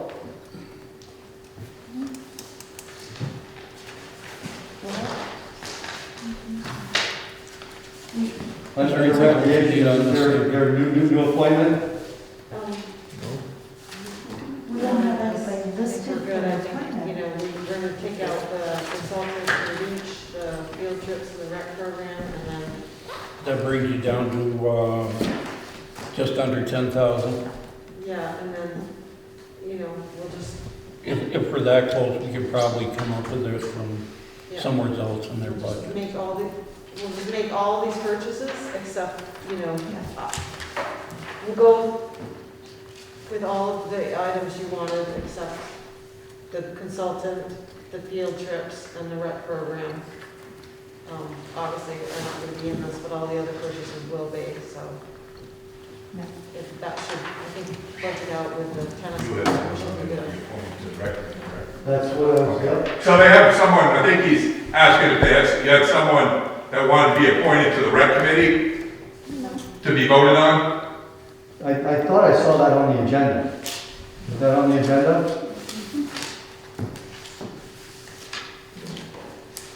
Could we like to bring up Shannon Pitlick again? Resignations on the agenda, equipment purchases, rec director, and recreation committee vacancies. Okay.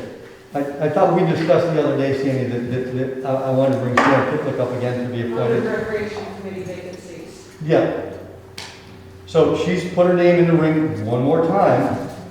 A woman who's a town member who's done more for this rec committee than either of us combined, has more knowledge than either of us can combine, and we like to, yet again, speak on her behalf and bring her before the select board to appoint to the rec committee.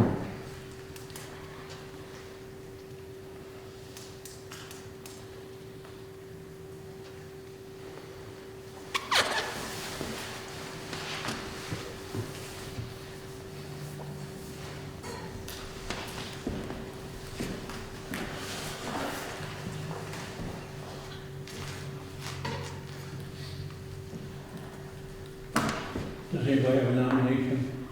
I nominate Shannon Pitlick to be on the Recreation Committee. Is there a second? I'll second it. All in favor of Shannon Pitlick, say aye. Aye. Aye. Opposed? I'd like to now ask for an unbiased rationale for why, yet again, you've got two people left on the rec committee who are this short from resigning themselves.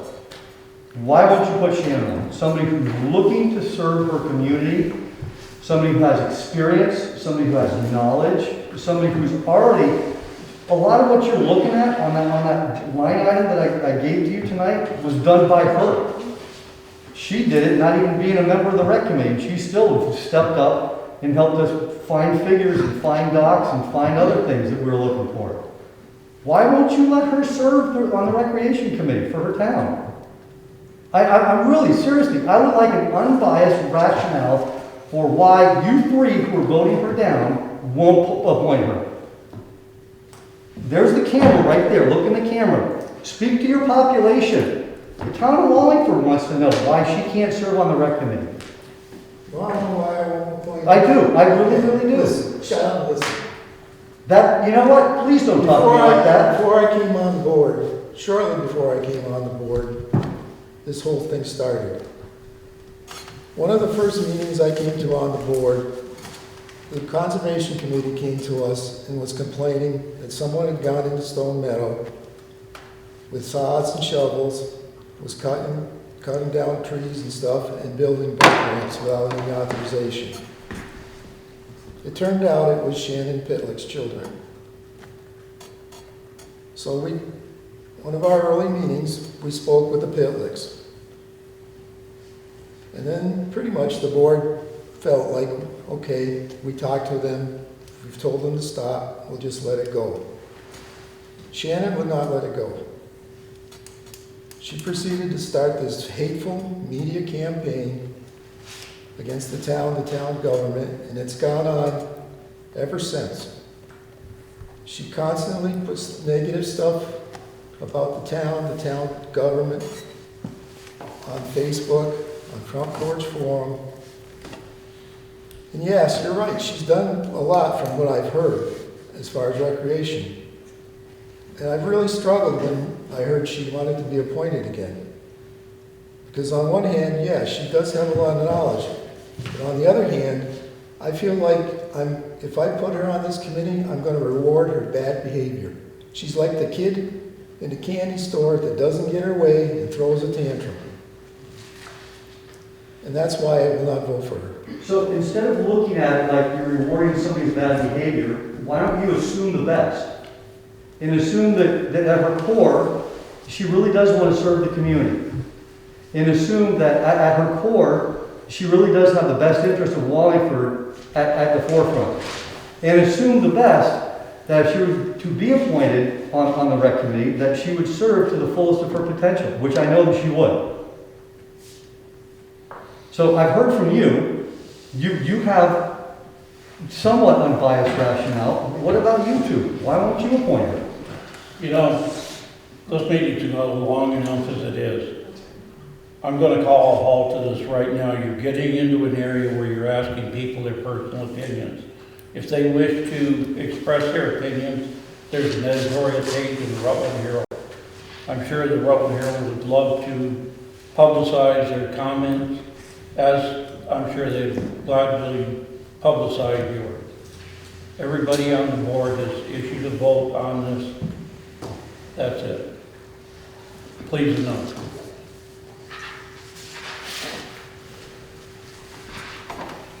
Public comments. We want to formally accept Trish Nash's resignation. I'm sorry? And accept Trish Nash's resignation. We just accept That's it. right, too, we did. And Sandy makes the point that we have accepted the resignation. I make a motion to accept Trish Nash's resignation from the Recreation Committee. Second. All in favor, say aye. Aye. Will we be sending a note to Trish, thanking her for her service? Yes. Public comments. I'll get back to you, Steve. Are you guys all set? Well, I think, I had one question, I think Amy has a couple too. I just wanted to make sure it's kind of a difficult question to ask, because Phil's kind of working up there with us, and with Amy and I. And Go also, up your volume a little bit so I can hear you. It's kind of maybe a difficult question for me to ask, with Phil being here representing the town and also being the person that is going to do the trucking for Amy and I up there. So, but just to be clear, I wanted to find out with the fact that you guys voted in a 50,000 pound weight limit, if he was going to be comfortable with hauling the parcel loads out and not putting him in a difficult position as being the road commissioner with you guys and being the trucker for Amy and I. And so I just wanted to ask you what your thoughts were on that, Nelson, and if Phil wants to comment, she'd be allowed to do that as well. I'm not quite sure I understood that. Well, Phil is in the position of serving the town as road commissioner Yeah. here. Yeah. And he's also in the position of doing the trucking for Amy and I on the job. So with the fact that he was voted in with a 50,000 pound weight limit, half loads in, I just wanted to be sure that he was comfortable representing both of us and doing the trucking and being okay with that. And I think I got that impression he might have been, but I was hoping with your blessing and assuming he was willing to comment on it, that we could ask that and be clear on that before we move forward with the logging project. But I think probably we're comfortable with him the way it is. The only thing I really want to express that we're comfortable with is don't go above that 50,000 pound load. Okay.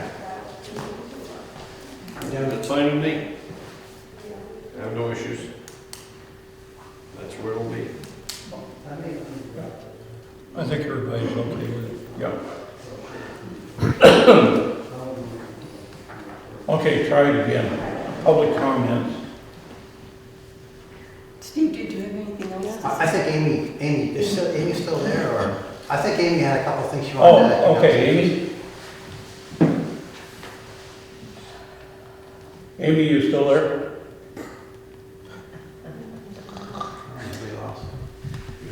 Maybe not. I'm here. I'm sorry. I muted you guys so I wouldn't disturb you.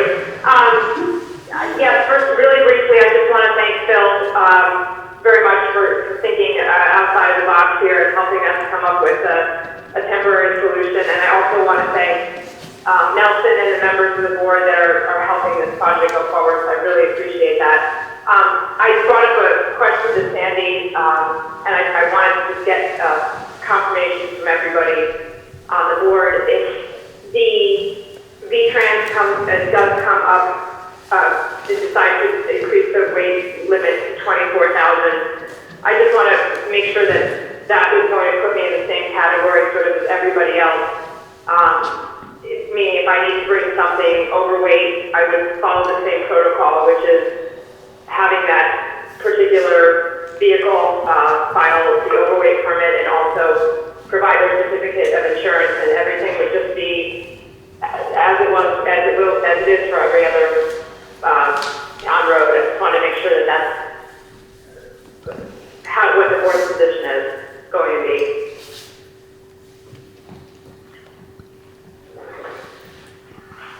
Speaking as myself, I assume that if there was raised a 24,000 pound limit, it would fall under the same state statutes as any other commercial use.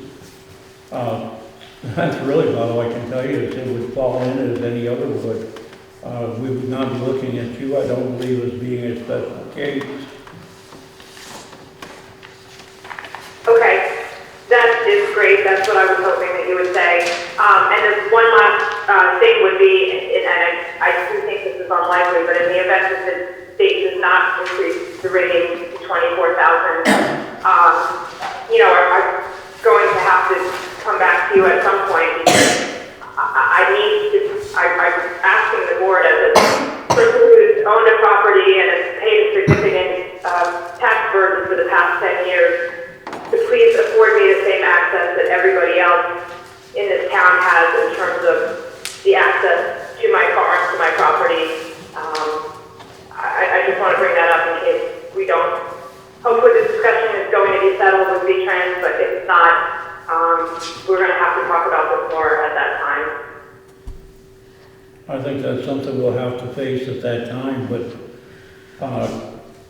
with the state being what I've seen in other areas, I don't believe that's going to be a problem. You are on a town highway or a town road, so whatever goes for all town roads would probably naturally fall to you.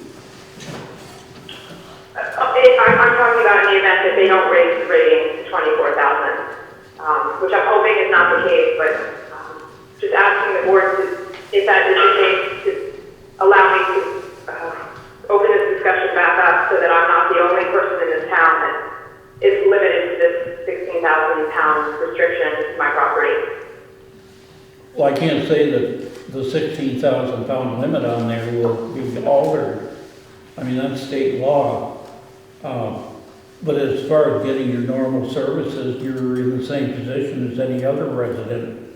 If you need a fuel truck, well, then the fuel truck is required to get a permit, and they would be required to use that overweight permit to access your area.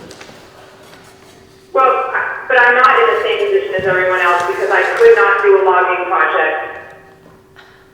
No way I could do a logging project and get an overweight permit with a 16,000 pound bridge. So in that way, I am unique and pretty much the only person in the town that would be in that position. And the same thing goes for a cement truck or anything else that's going to be over 2.5 times. I'm just asking the board, and I hope we don't have to talk about this anymore, but that's just going to be an issue if the rating doesn't get increased, because it's just limiting me. I can't run a house, and I can't run a farm, and I can't do any improvements. Like I said, I don't think it's fair to be the only person that has that limit put on them. But hopefully we don't have to even think about that after the state comes out. But that was it. Alrighty, I'm sure that you realize I can't assure you of that. I do realize that, but I just want you to know that that's my goal at the end of the day. It goes way beyond this logging project. It just goes to the heart of the matter of being asked to be treated like everyone else and given the same access to my property. Well, you have to take into consideration there's a 16,000 pound weight limit. That hasn't been determined by the state yet, and I can't make any kind of insurance to the future. I don't know what it holds. We all have aspirations, wishes, and dreams. Sometimes they aren't able to be met. Well, I just wanted to go on record as saying that hopefully we don't have to talk about this again. Duly noted. Yeah, I do appreciate all your time, and I do appreciate you working with me on this logging project. Have a pleasant evening. Thank you, Nelson. Good night now. Good night. Bye. Good night.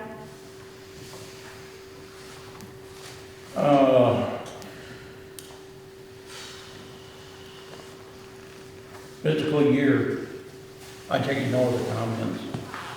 Thank you, Fiscal Councilman. year Yeah, thank you, everybody, for your time. Appreciate Thank it. you, Steve. Thank you, Steve. Good night. Have a good one. Under the appropriations, we have filled in the 21,000 for rescue.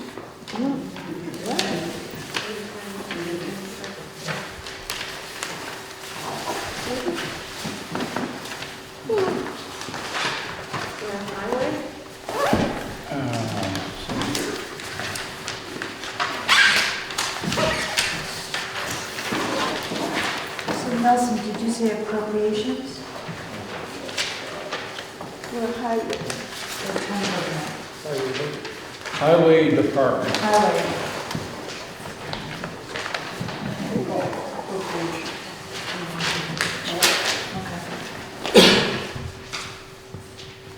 Phil, do you want to get somewhere where we can hear you? Yeah, I can do that.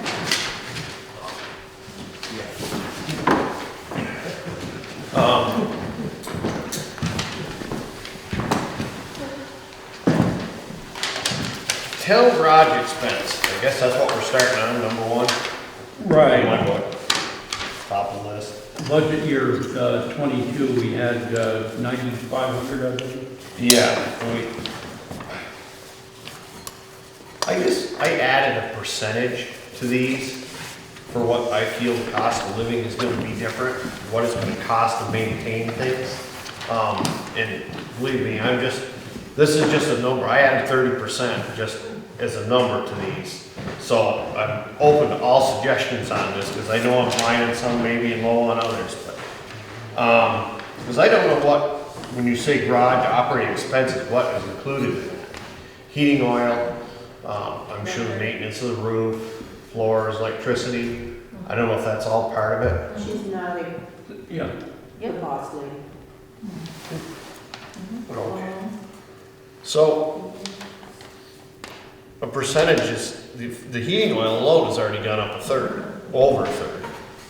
You know, so I don't know how you want to do this. You've got 9,500 for last year, and if you go 30%, it puts you at 11,950 this year.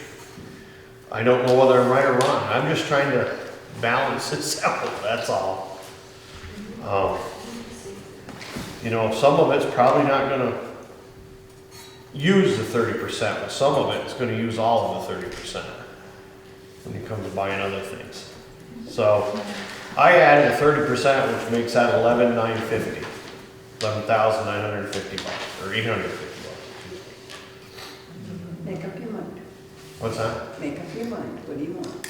Well, it says 11,850 is what I added 30% to. That's, you know, I don't know if that's high or low. I think that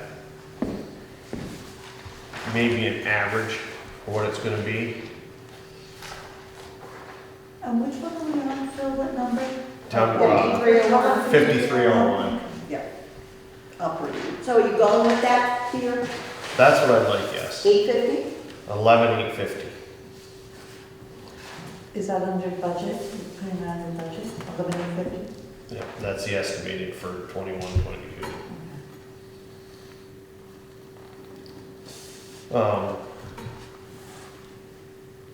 Equipment, miscellaneous, we had 2,000 budgeted, we were at 29 actual last year. Not quite sure what falls under that, chains, tires. No. So chains goes under 5324. 5324. Tires go under the equipment, whatever. So what is miscellaneous equipment? Anything that doesn't belong to the rest of that stuff. Any Tools. tools. Chainsaws, stuff like that. Well, I added 30% to that, came out at 2,600 too. Instead of No. 2,900 was actually what we spent last Yeah. year, so I'm under that. We're at 877 right now on that Yeah, one. we don't have the actual. 877 is what we're at now. Yeah, through the end of November. I just bought this paper. What did you say? 20? You want 26? 26. said 26? Yes. Now, that's under what you've spent so far this year, if you wanna. Yeah, I know that. I'm just hoping it's for the Okay. balance and Okay. some of this stuff. Okay. We don't have what we spent this year. No, that was previous, actually. Yeah. Oh, okay, thank you. Okay, the road grader. Galleon grader. You spent 1946 so far this year. And that mostly was just probably oils and some minor maintenance. Good use of. Is this the time to talk about the new grader, or should I wait? Well, I'm really hitting some jackpot tonight. Just putting 30% up on everything, and we're not gonna be talking about grading. So, on the galleon grader, we had 3,000 budgeted, I just added a 30% to that, made it 3,900. It's one of those things, it's hit or miss, when that thing dies, it's gonna die. The $3,900 isn't gonna amount to anything on it when she dies.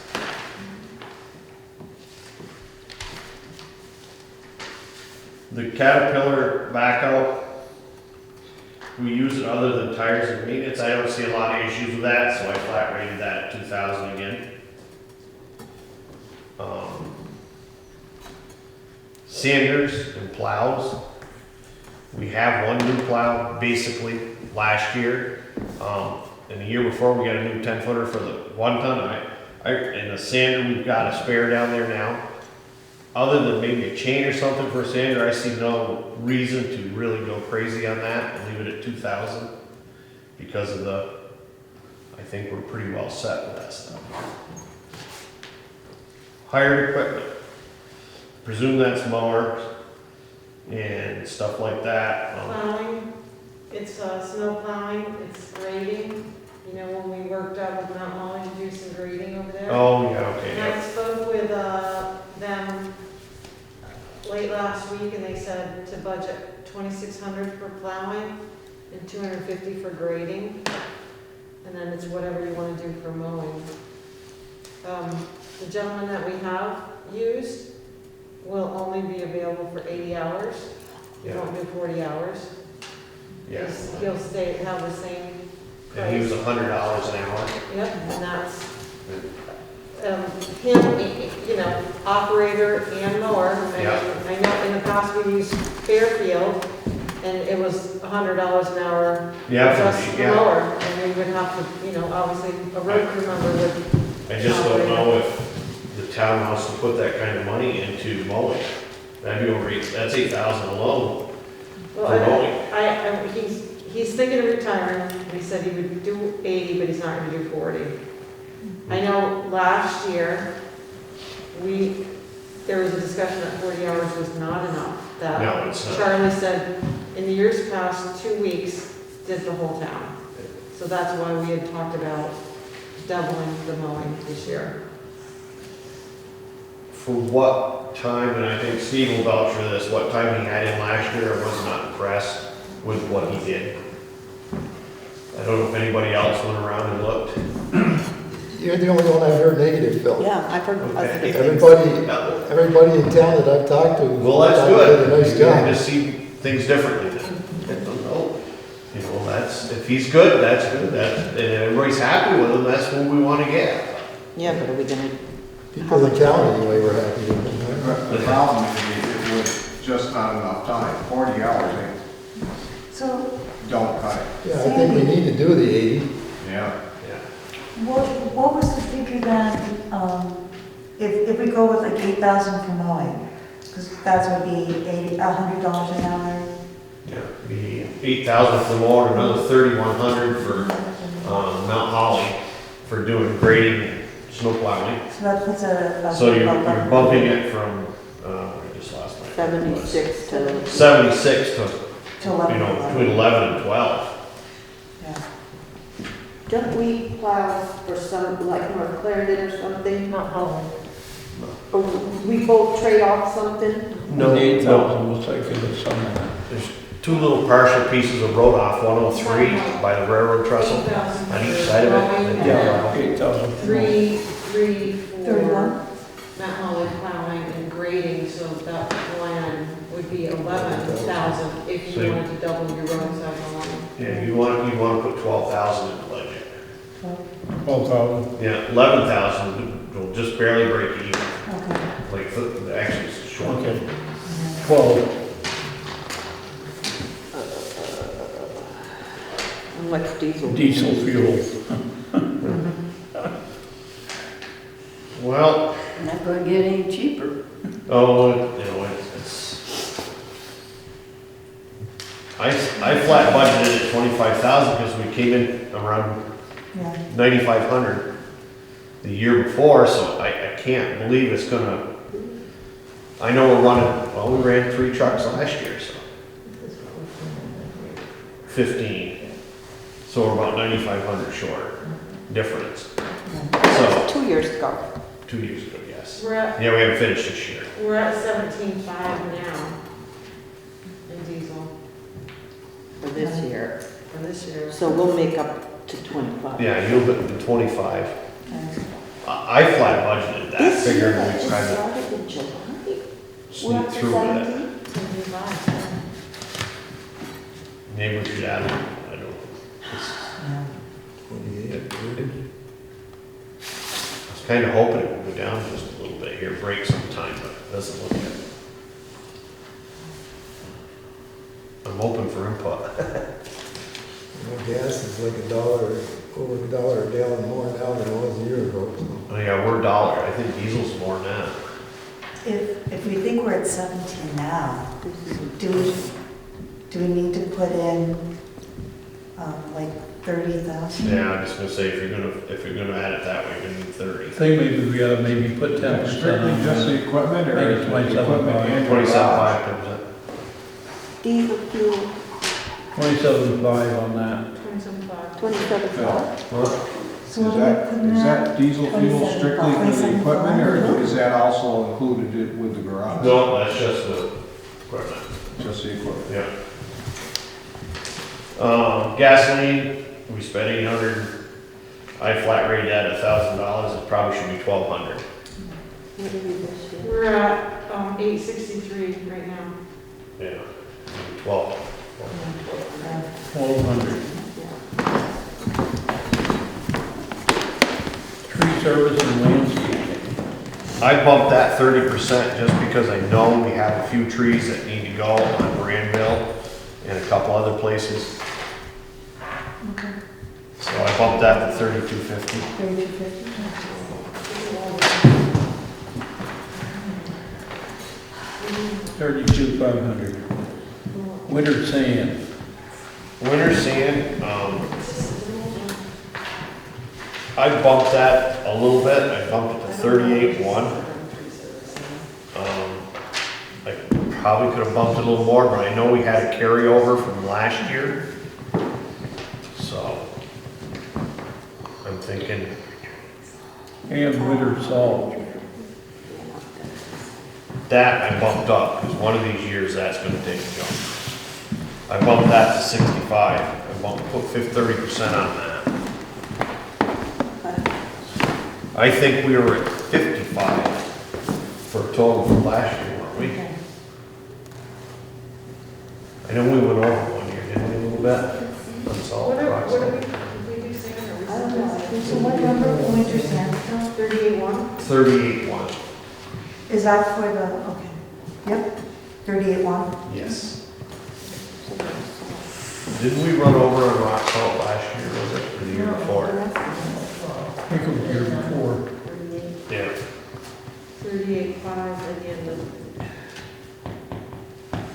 You could probably put that at 60. 60? Yeah. I was thinking we were at 51, 55. Chloride, I'm sure that's gonna go up a little bit. I bumped that to 975. We only get a ton a year on that. 975. Culvert prices, I know they've already tripled in price per foot. I do know we have a few left over. So we were at 75 for culverts. I went to 97.5. $97.50. Just because they did go up so steeply, and you have a few left over. Oil and grease, I added the 30%, which made it $32.5.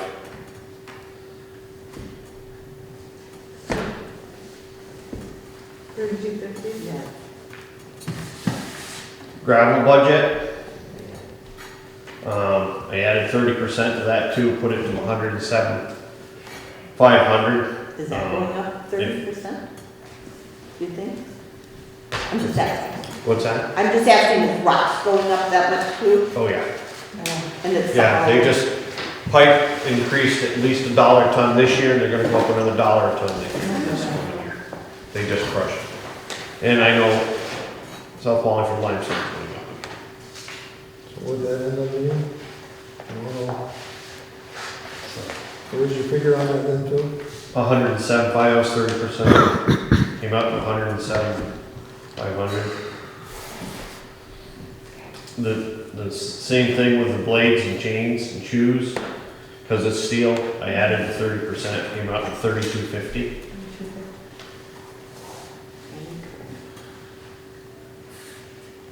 Someone's gonna have to get cut here, because this is another task. Paving, I added 30%, I'd like to add a lot more, but I think I'll leave it alone, 65,000 this year. 65. Traffic control devices, I added the 30% again, which made it 650. The next one I'm What kind is of, that stuff? That's just signage. signs and stuff. Yeah. Shouldn't that already be existing? Well, the problem is some of the cones and stuff, you lose those, and some of the signs break. It is existing, but there is gonna need to be some replaced, because a lot of times OSHA makes you change those things on a regular diet, if they're dirty or something. We had a couple stolen last Yeah, summer, just, you know, where we're working, and somebody come along and took the bases and put the roll-up signs where the grader was, park side of the road. And Sandy checked the prices of them, the prices doubled on the bases.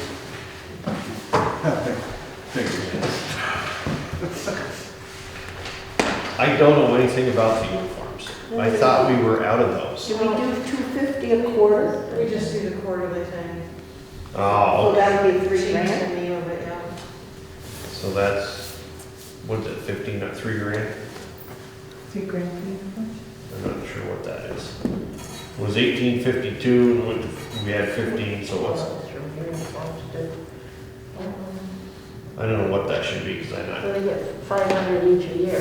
Yep. oh, so Oh, 1,500. 500. then. Just a 1,500.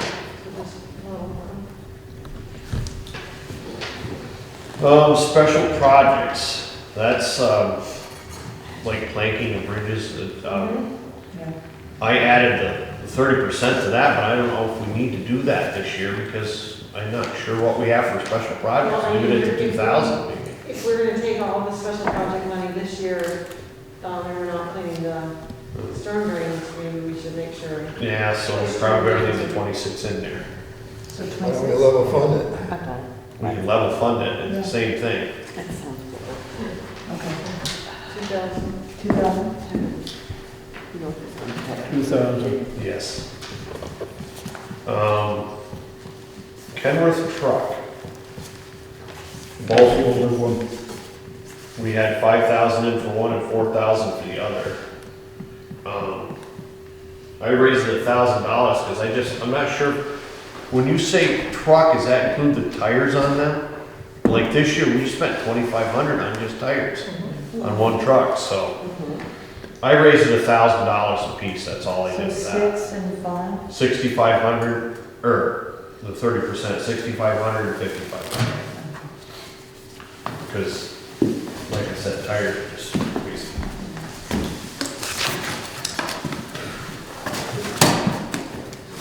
The Chevy, pickup is $1,000, I left that alone.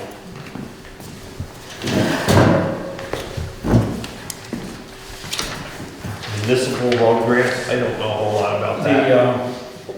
We put 1350 in there, however, there's been 740 added to that. That's when they tell us later in the year what the increases are gonna be. So, Sandy's been able to project $20,090.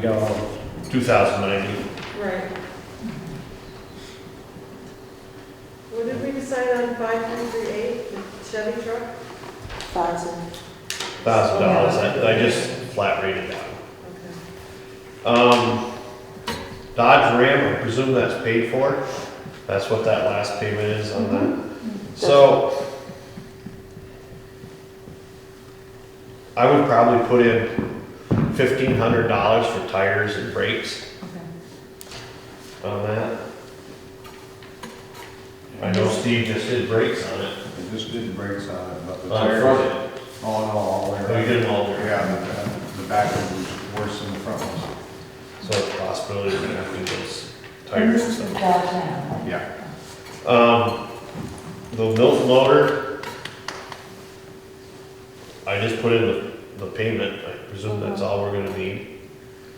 And other than an oil change, it falls under the oil change, wouldn't it?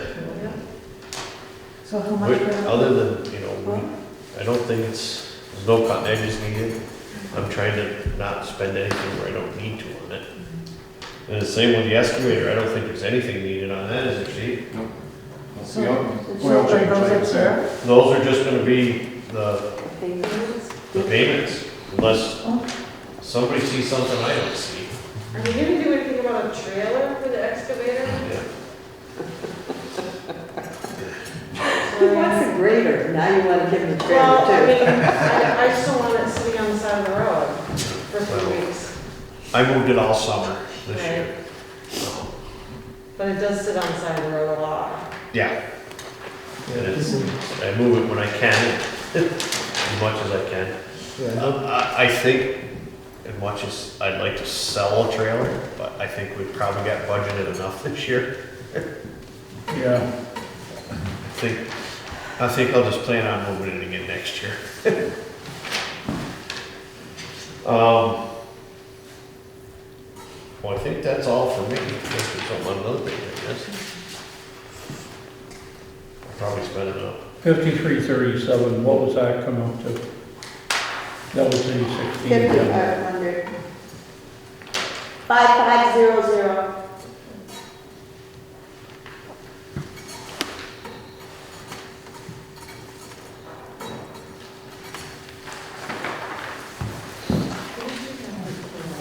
I'd like to say I'd like that, but I see the writing on the wall. There's a lot of stuff going the wrong direction again this year. It needs, it can be done.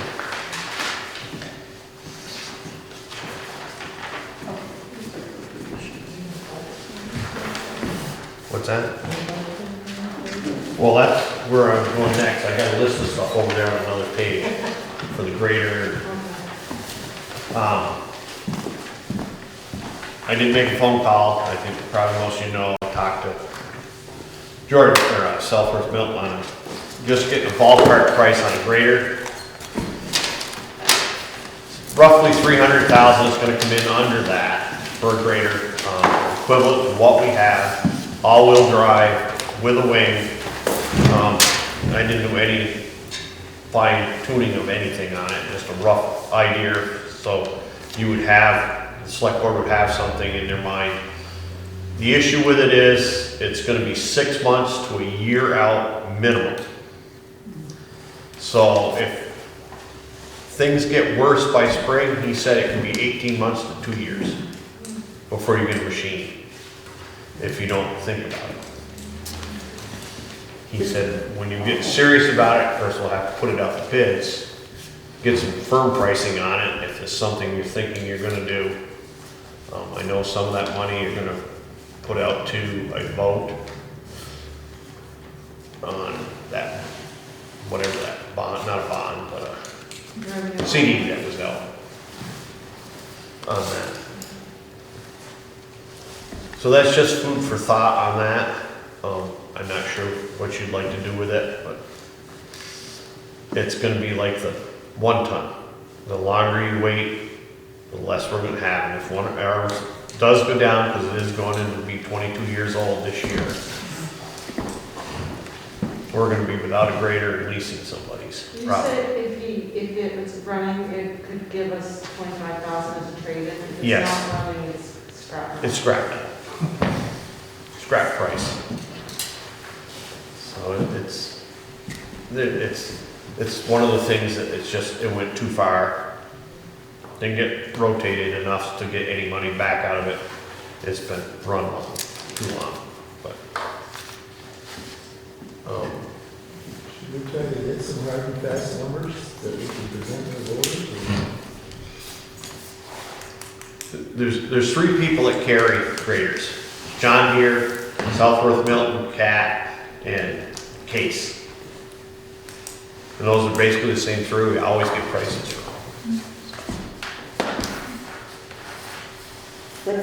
So Case, Cat, and what's the third one? John Deere. Oh, John. As far as it won't cost anything to get some pricing. Pretty good info that, I mean, and then if we're gonna put something down for the voters, we got real numbers. Yeah. And you gotta do it anyway. Exactly. Yeah, it's something that's Even if we, like. we've lucked out. Borrow. Probably a good thing Steve runs it pretty easy for it, so it doesn't die. I got another list of goodies over here. Seems I didn't buy them all. Who wants to do Santa Claus. Your wish list of Well, yeah. works like that. Those are what Sandy gave me, actually, so. Grader, trailer, tires, special projects, clean drains, green equipment, green service, salt shed. We've got some rough pricing. The valleys, I measured up 50 by 50 trusses, 50 wide, and enough to do 50 more feet. Same width as that building. Metal roofing, strapping, screws, not installed, enough the cap around the top of the post if we use telephone poles again. It was roughly just under 24,000. He's supposed to be sending me that price. For just the roof and the trusses, the material to put it on. Your blocks to do 1 bay, which would divide that building in half. 1/2 would be salt, 1/2 would be extra machine storage, equipment storage, whatever you want to put under it. Is roughly going to be around 15,000 for the blocks to buy, just to buy it. For the concrete. For the concrete blocks from Carrara's.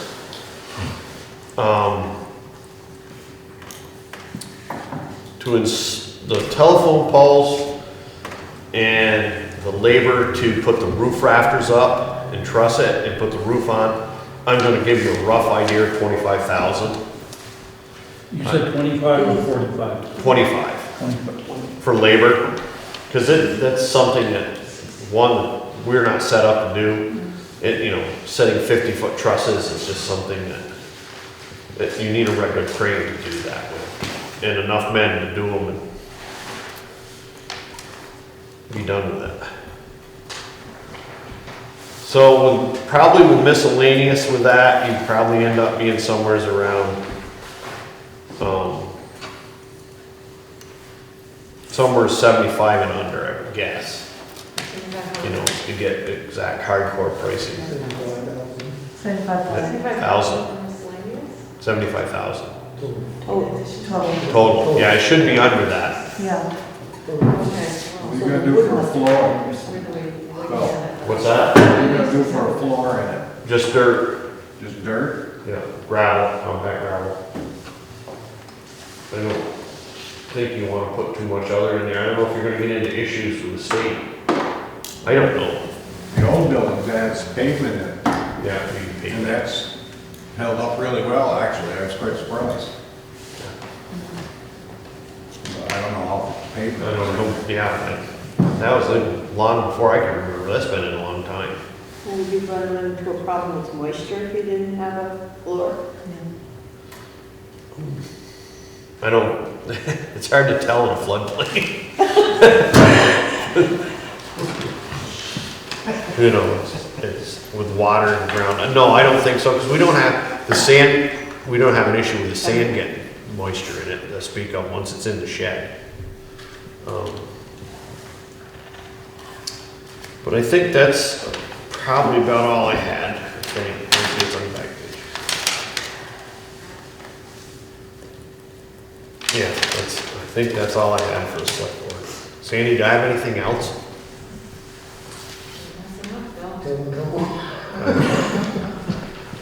Yeah, I've spent a night.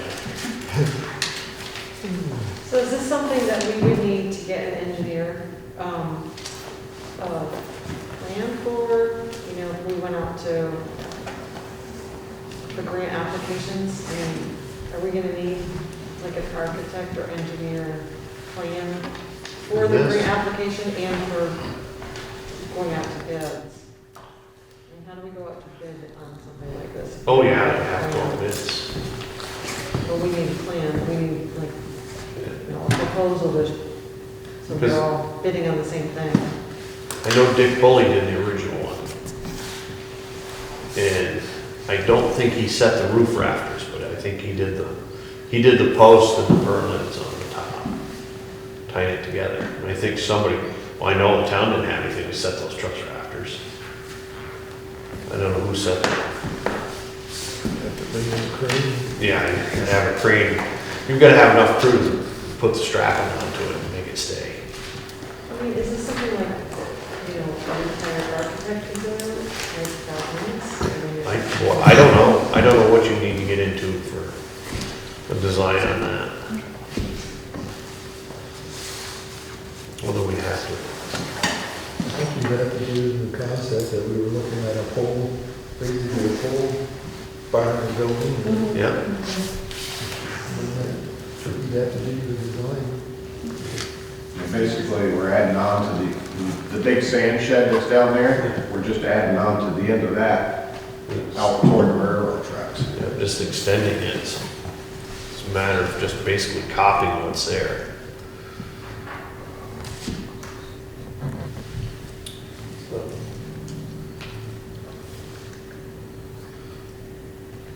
Well, I guess that's all I've got. I don't know. Thank you. Is there any questions on it or not? We're all in shock. I like taking your breath away. Good job.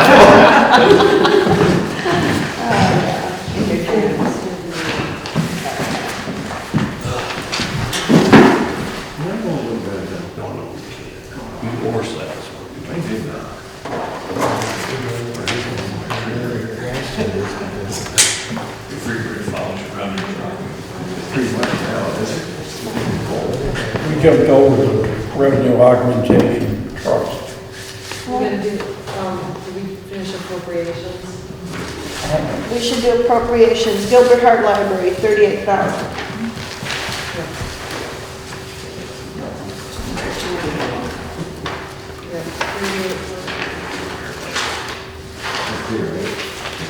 Both them and Mount Holly is level fund request. They're all level funded, right? Well, the regional ambulance asked for $100 more than we gave them last year. I'll agree on that. About regional or Wallingford. Regional, they do come through for Wallingford. Yes. I think they deserve it. Especially since the, What's the number item on that one? Going to 52, are we agreeing on that, Nelson? 5212, yeah. 5212. Yeah. 100,000? Are we doing 1,000, 1,100? 1,100 for regional. Okay. And then the other one's 2,500 and 38,000, and then You know, a lot of towns put these out to vote as individual ballot items. Yeah. I wonder if we should do that as well. Did we used to do that? Back when? I sort of remember that they used to be where you could vote on each one. You're right. Yep. So we've done it in the past, do we want to do it again?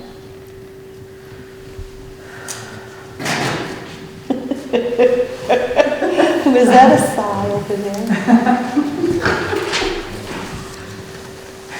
If you have an opinion. I'm bringing it up. I mean, I think John McClellan always had a valid point that people should have the option. So I don't really want to give it to you versus the town just saying we're going to take your tax money and do it.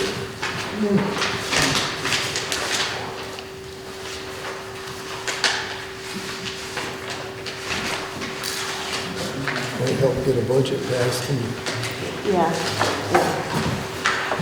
There's two, Nelson, did you see the two additional things that weren't on our list? Vermont Adult Learning and Rutland Parent and Child. Oh, yeah. Vermont Adult Learning asked for $250 and Parent and Child asked for $100. They weren't on our list. I guess what we gave to Vermont Adult Learning was on a a number of years ago, we gave Yes. it $250. Yes, right.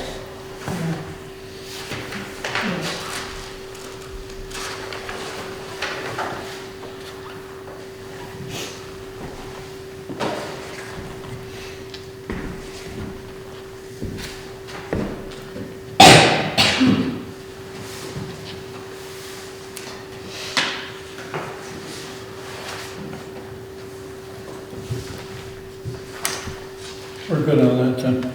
Yeah, are we gonna do? What are we gonna do? Are you gonna do Vermont Adult Learning and Rutland Parent Child? So it's in your memo.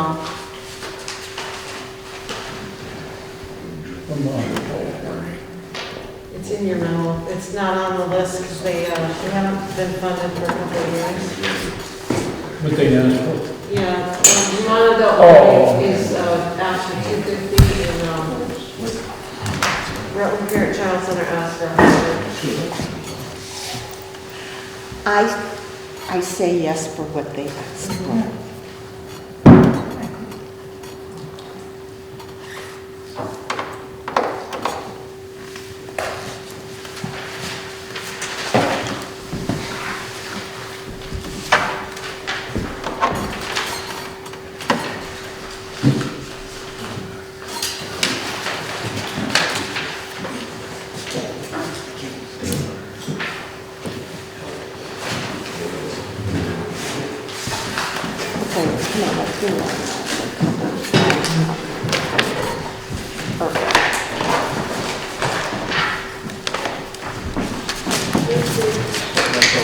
Night. Merry Christmas. Night, guys. Merry Christmas. Happy New Year too, hopefully. See you before then. Okay.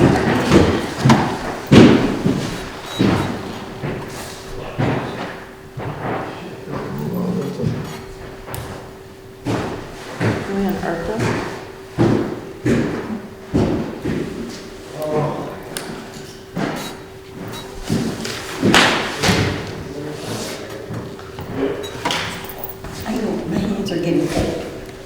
Gotta hurry up. Yes, come on. She tried to make it. You didn't. You never turned it on. It was warm when I got here. Oh, yeah, no. I'll go home and put my cold hands on my husband. I don't have a husband. So 250 and 100 for Vermont Adult Learning? Yeah. Okay. And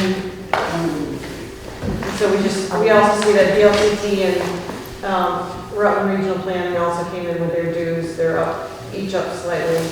DLCT is $32.74 and RRPC is $1,000. I guess just consensus on Yep. that.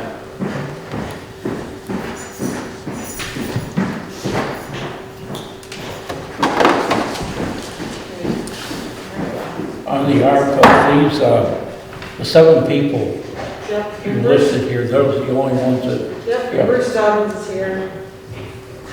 He's been there so patiently. Just in case you have any questions. Yes, these are all the only folks that apply to the 7 on the new list. I guess I'd ask Bruce, or you still think that the 5-member board would be best? How about the idea of having a 5-member board and having maybe 2 alternates? That way they'd be guaranteed of having a quorum, I hope. What's your feeling on Joyce as being the Historical Society's adjutant? I think we should, Yeah, she's if willing. she's willing. She's willing to do it. What exactly would I'm not against it, what exactly does a historical consultant do? I don't know if she'd actually entered into anything, but like she had a mention about a building on Okay. the property over here being a historic building. If there's any ways that was funded or anything. Okay. Okay. I see what you're This saying, one, okay. Okay. Bruce, you're the only one here, I believe, of the 7 applicants we've had. I'll be quite honest, I'd have a hard time picking any 2 people out of here I to know. be alternates. All 7 are, I think, pretty good candidates. My understanding is that 2 of them are part-time, is that true? Pardon? My understanding is that 2 of them would only be here part-time during the year. Is Yeah, that true? yeah, they'd be alternates. Then I would suggest that you take the 5 that are going to be here full-time and have the 2 that aren't going to be here full-time as the alternates. Yes. Who is the second one? Yeah, who are the 2 part-timers? I don't know the names. One is says Richard, but I You don't don't know say the that other who are one. the 2 that are, I only know Richard is, well, Richard is here, he's a part-time resident for 35 years. Okay. I think, I don't know if you're referring to our, Richard. yeah, Jim Bagnell, who goes to Florida for a short time in the winter. Yeah. That might be what he's Okay. referring to. But I think he'd be very good on here. Yeah, I don't. And Richard Korchak. But I don't think there's anything But I mean, he magic could, about it. even in Florida, he can call in, he can participate by phone. It could I don't be. think there's anything magic about 5 versus 7. You've got 7 qualified candidates and select 7. We were trying to, anything made by committee, starts going a little bit crazy. So we were trying to keep it manageable. But if we got 7 good people and then we, got it covered, if anything, anybody doesn't want to, I would say go with it. Yeah, I mean, that guarantees you at least 4 people in any given meeting, which is a good working Yeah. number. And you've got to understand all these rules and regulations, which Yes. seem to be so onerous on This will be the purpose. 4th community that I've been involved in with projects like this, and yes, you have to be very astute as to what the rules and regulations are. Each state is different, and this is coming from the federal government, so that's yet another layer. Okay?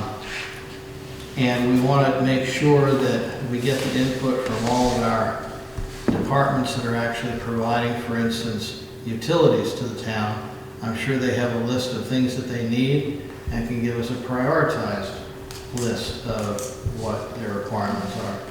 So, we need to just do the due diligence, put the plan together, and take it step by step, just like you would any other project. We need to come up with a charge for this committee, because there are things, at least in my mind, that I don't want.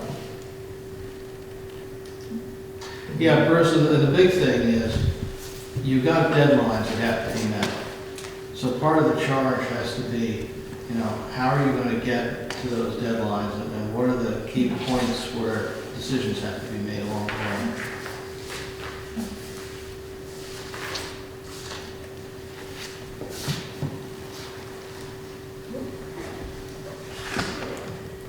Make it a 7-person committee then? Yes. So we're thinking about 7 members? I would say that we appoint the 5 and the 2 Jim Bagnell, and Richard be the alternate. No, I'm fine with 7. let's just do 7 the total. Yeah. Let's just do 7 total, rather than make alternates. Yeah. Yeah, I tend to Go agree. with 7. Go with 7 then. Yeah. Since he thinks Consensus. 7 is good and 7's good. Because you're right, that will always give you a working number. Yeah. And there's gonna be plenty of work for every set of hands, trust me. Yes. Especially with the timetable we're working with. So I did note in your memo that Peg still offered to be on the committee, but she also said she would really want a clear definition of the task and requested end product. She wants a clear definition of the task of the committee and the end product for the committee. So it's Well, that's not hard. I mean, we've got terms that are coming with the funding. Okay. So we know what the requirements are and what we have to meet in order to use the funding effectively. It's just a question of laying out what those terms are and putting it into the appropriate format to do that. Or as Bruce is saying, put together a charge for the committee. I haven't seen the documentation. I've heard about the numbers total, but I haven't seen any of the hard documentation yet, so I can't speak to that. Okay. You're gonna make sure that they get all the documentation that we've accumulated so far. Well, I mean, it's on, it's, we have an ARPA page on the website now, Okay. and, the interim rule is what people are working with right now. It's an 80-something page document from the Treasury. Yeah. VLCT also has their ARPA page, and I can send you the links to that. I mean, Sure. that has, they keep it very updated. Appreciate that. So, you'll monitor that. I make do sure have that- it also on our page, it has some information from our public hearing, some of the suggestions people have made for the, I mean, I think there's a handful that this select board's been very supportive of, and that would be digitizing the land records Okay. and cybersecurity for this building and a generator, because this building is the emergency management headquarters. So I think those few things are something. Well, if you've got any time the next couple of days, we'll schedule a time to come and have a chat for a little bit. Start putting this all together. I'd be very interested to see what water and sewer have as priorities and if they have problem areas. I understand sewer has in particular one particularly specific problem area they're concerned about. South Wallingford sewer. Yeah, yeah. So, I'd like to have us meet with all of the designated departments and find out exactly what their priorities are, what their chronic problems are. And then look to, in addition, your cybersecurity, your emergency power, that sort of thing, and come up with a prioritized list. I think you need to hold a meeting Oh, yeah. with the group. Oh, yeah. Yeah. But that homework can start now.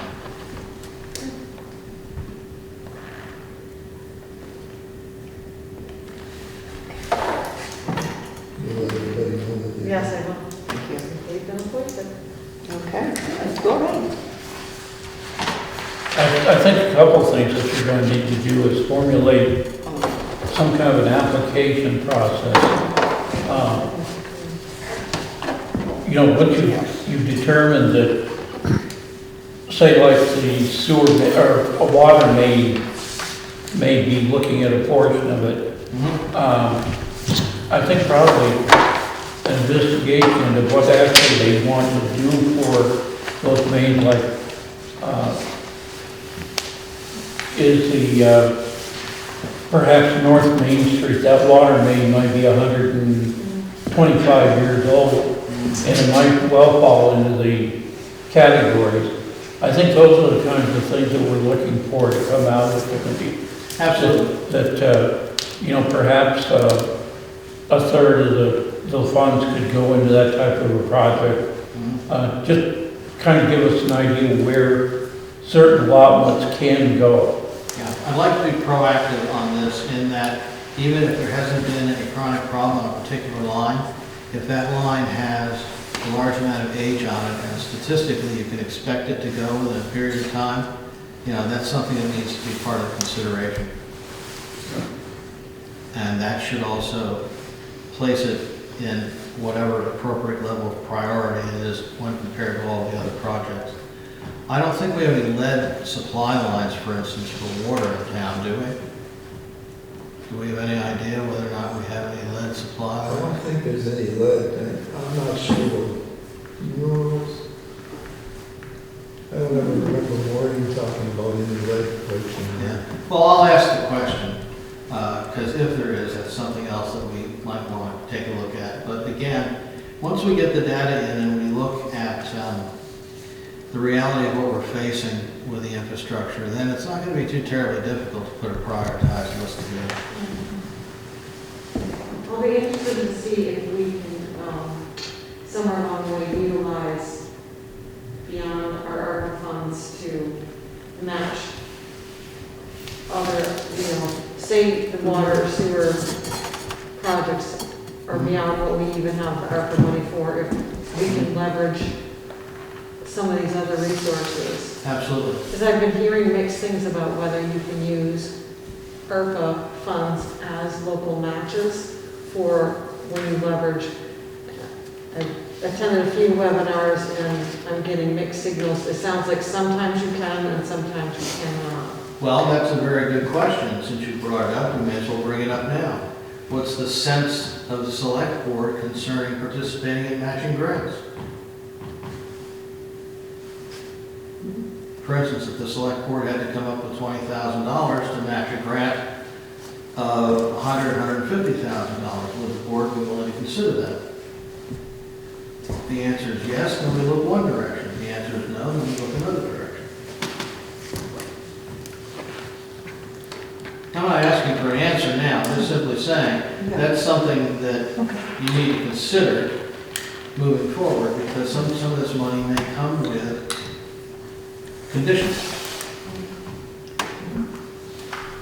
I think the only conditions at this point, as I understand it, is where we can spend it on certain things. I mean, you got this pile, but we might not be able to spend it. Well, I mean, we've all heard that how Rutland City wants to put a new gazebo in the park with ARPA money, and I think they're dreaming. So, from everything I've read. I can't speak with authority yet on the subject of the town's utilities, but I suspect the gazebo is not going to be high on the priority list when you look at the other needs of the town. I don't think they even qualify myself from everything I've read, so. They want to do that, that's all we're not. Only because Rutland with their pipe situation, with their line. Yeah, I just don't know. Yeah. So we just have to ask the question and find out. Can we move on? I know what I don't know at this point, Kathy. That's Thank you, Bruce. You're welcome. Thank you so much. I thought that last year, kind of, after we got these bids, we decided that FAS. Have a good night, Bruce.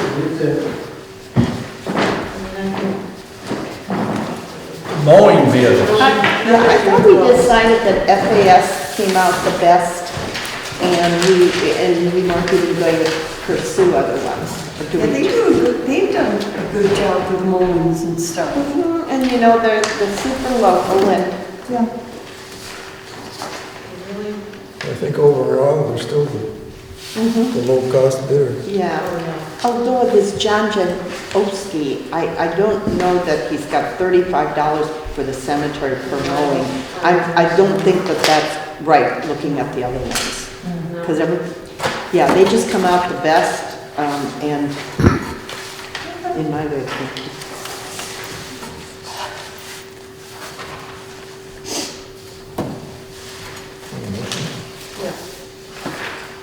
I'll make a motion that we hire FAS Trucking again to do the mowing for Wallingford. Number 2, second. That was a second? Yeah. All in favor of FAS for the mowing contract, say aye. Aye.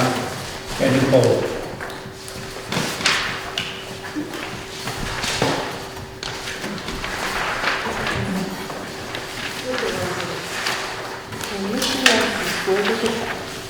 I put it on your desk.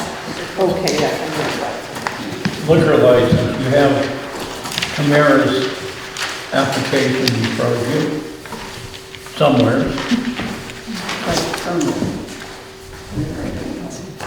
Rose mentioned earlier that she finds nothing wrong with the application. Nope, nope. Just for class one. Oh, here it is, right there. Do I have a motion and a second? I make a motion to issue a liquor license, which class was it?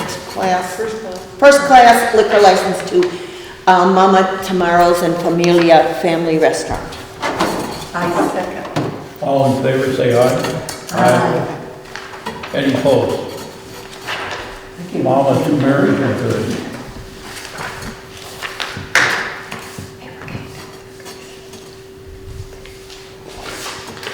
Select board comments, concerns? None? Other business?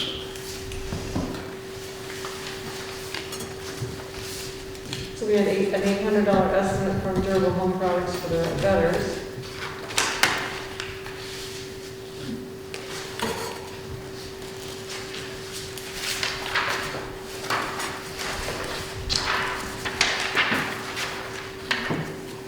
I think that Rose said Jim agrees they should be replaced this year, the gutters. I think we kind of covered that in the budget there. That's gonna come out of their CD or their, Okay.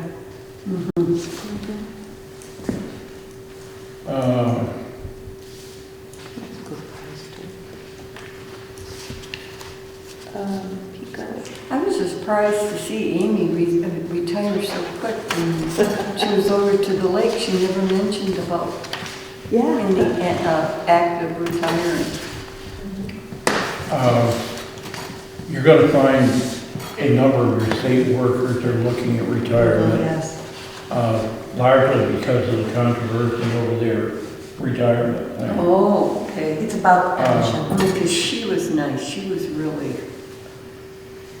Yeah, someone you wanted to work with. What I had thought about, and I don't know if she would even do it, but potentially when we get into a year, next year, if we're still looking at that, possibly looking at her coming on as a consultant.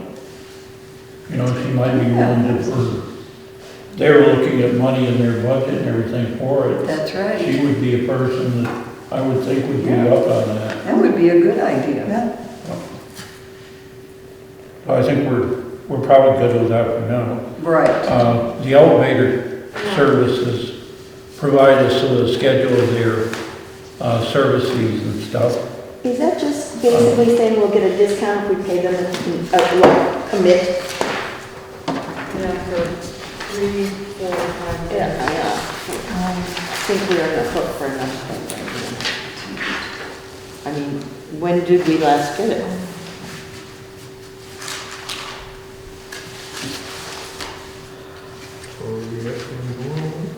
Yeah, it's we have to do a inspection annually. Every year? Yeah. So it's $250 every year? How many years have we been using them now? Oh, I mean, a lot. A lot. There's not really that many people out there. So if we go and get a 2-year term, we don't get any discount.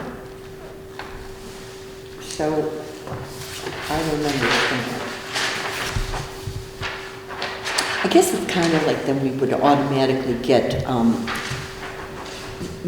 precedence on their to-do list.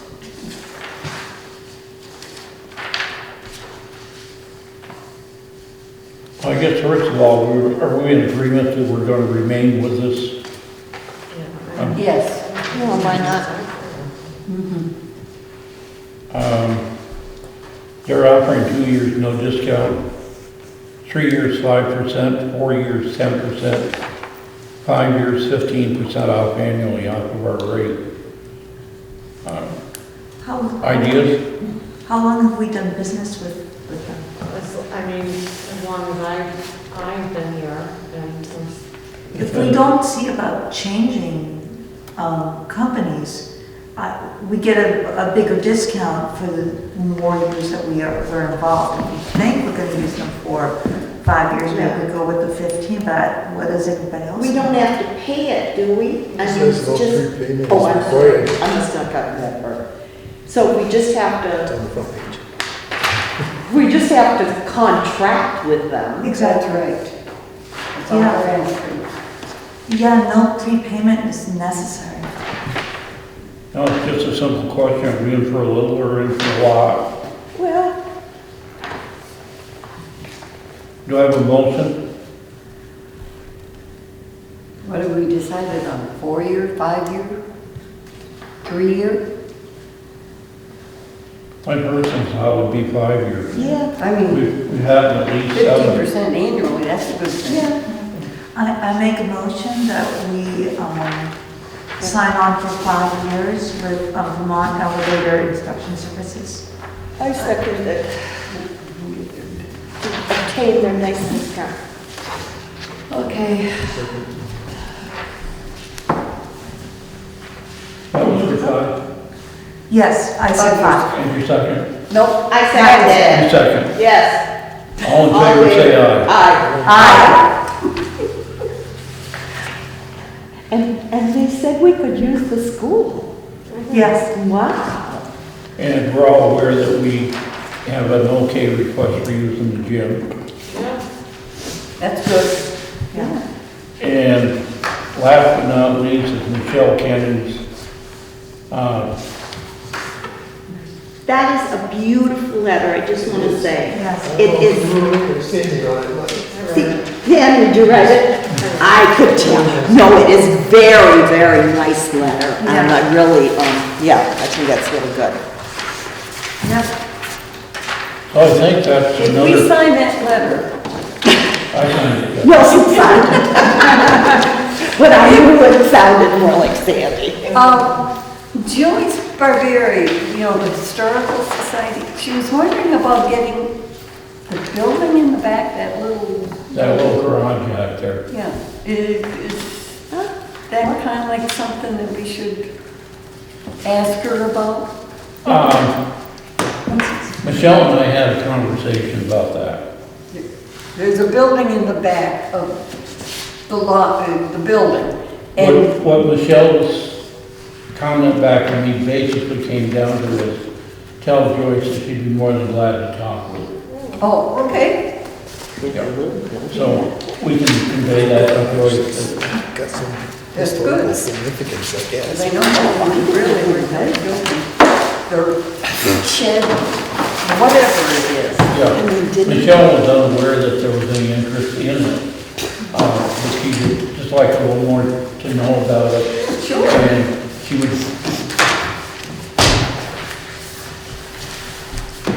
Everybody else set? You made a motion, I second it then. all in favor of adjournment? Aye.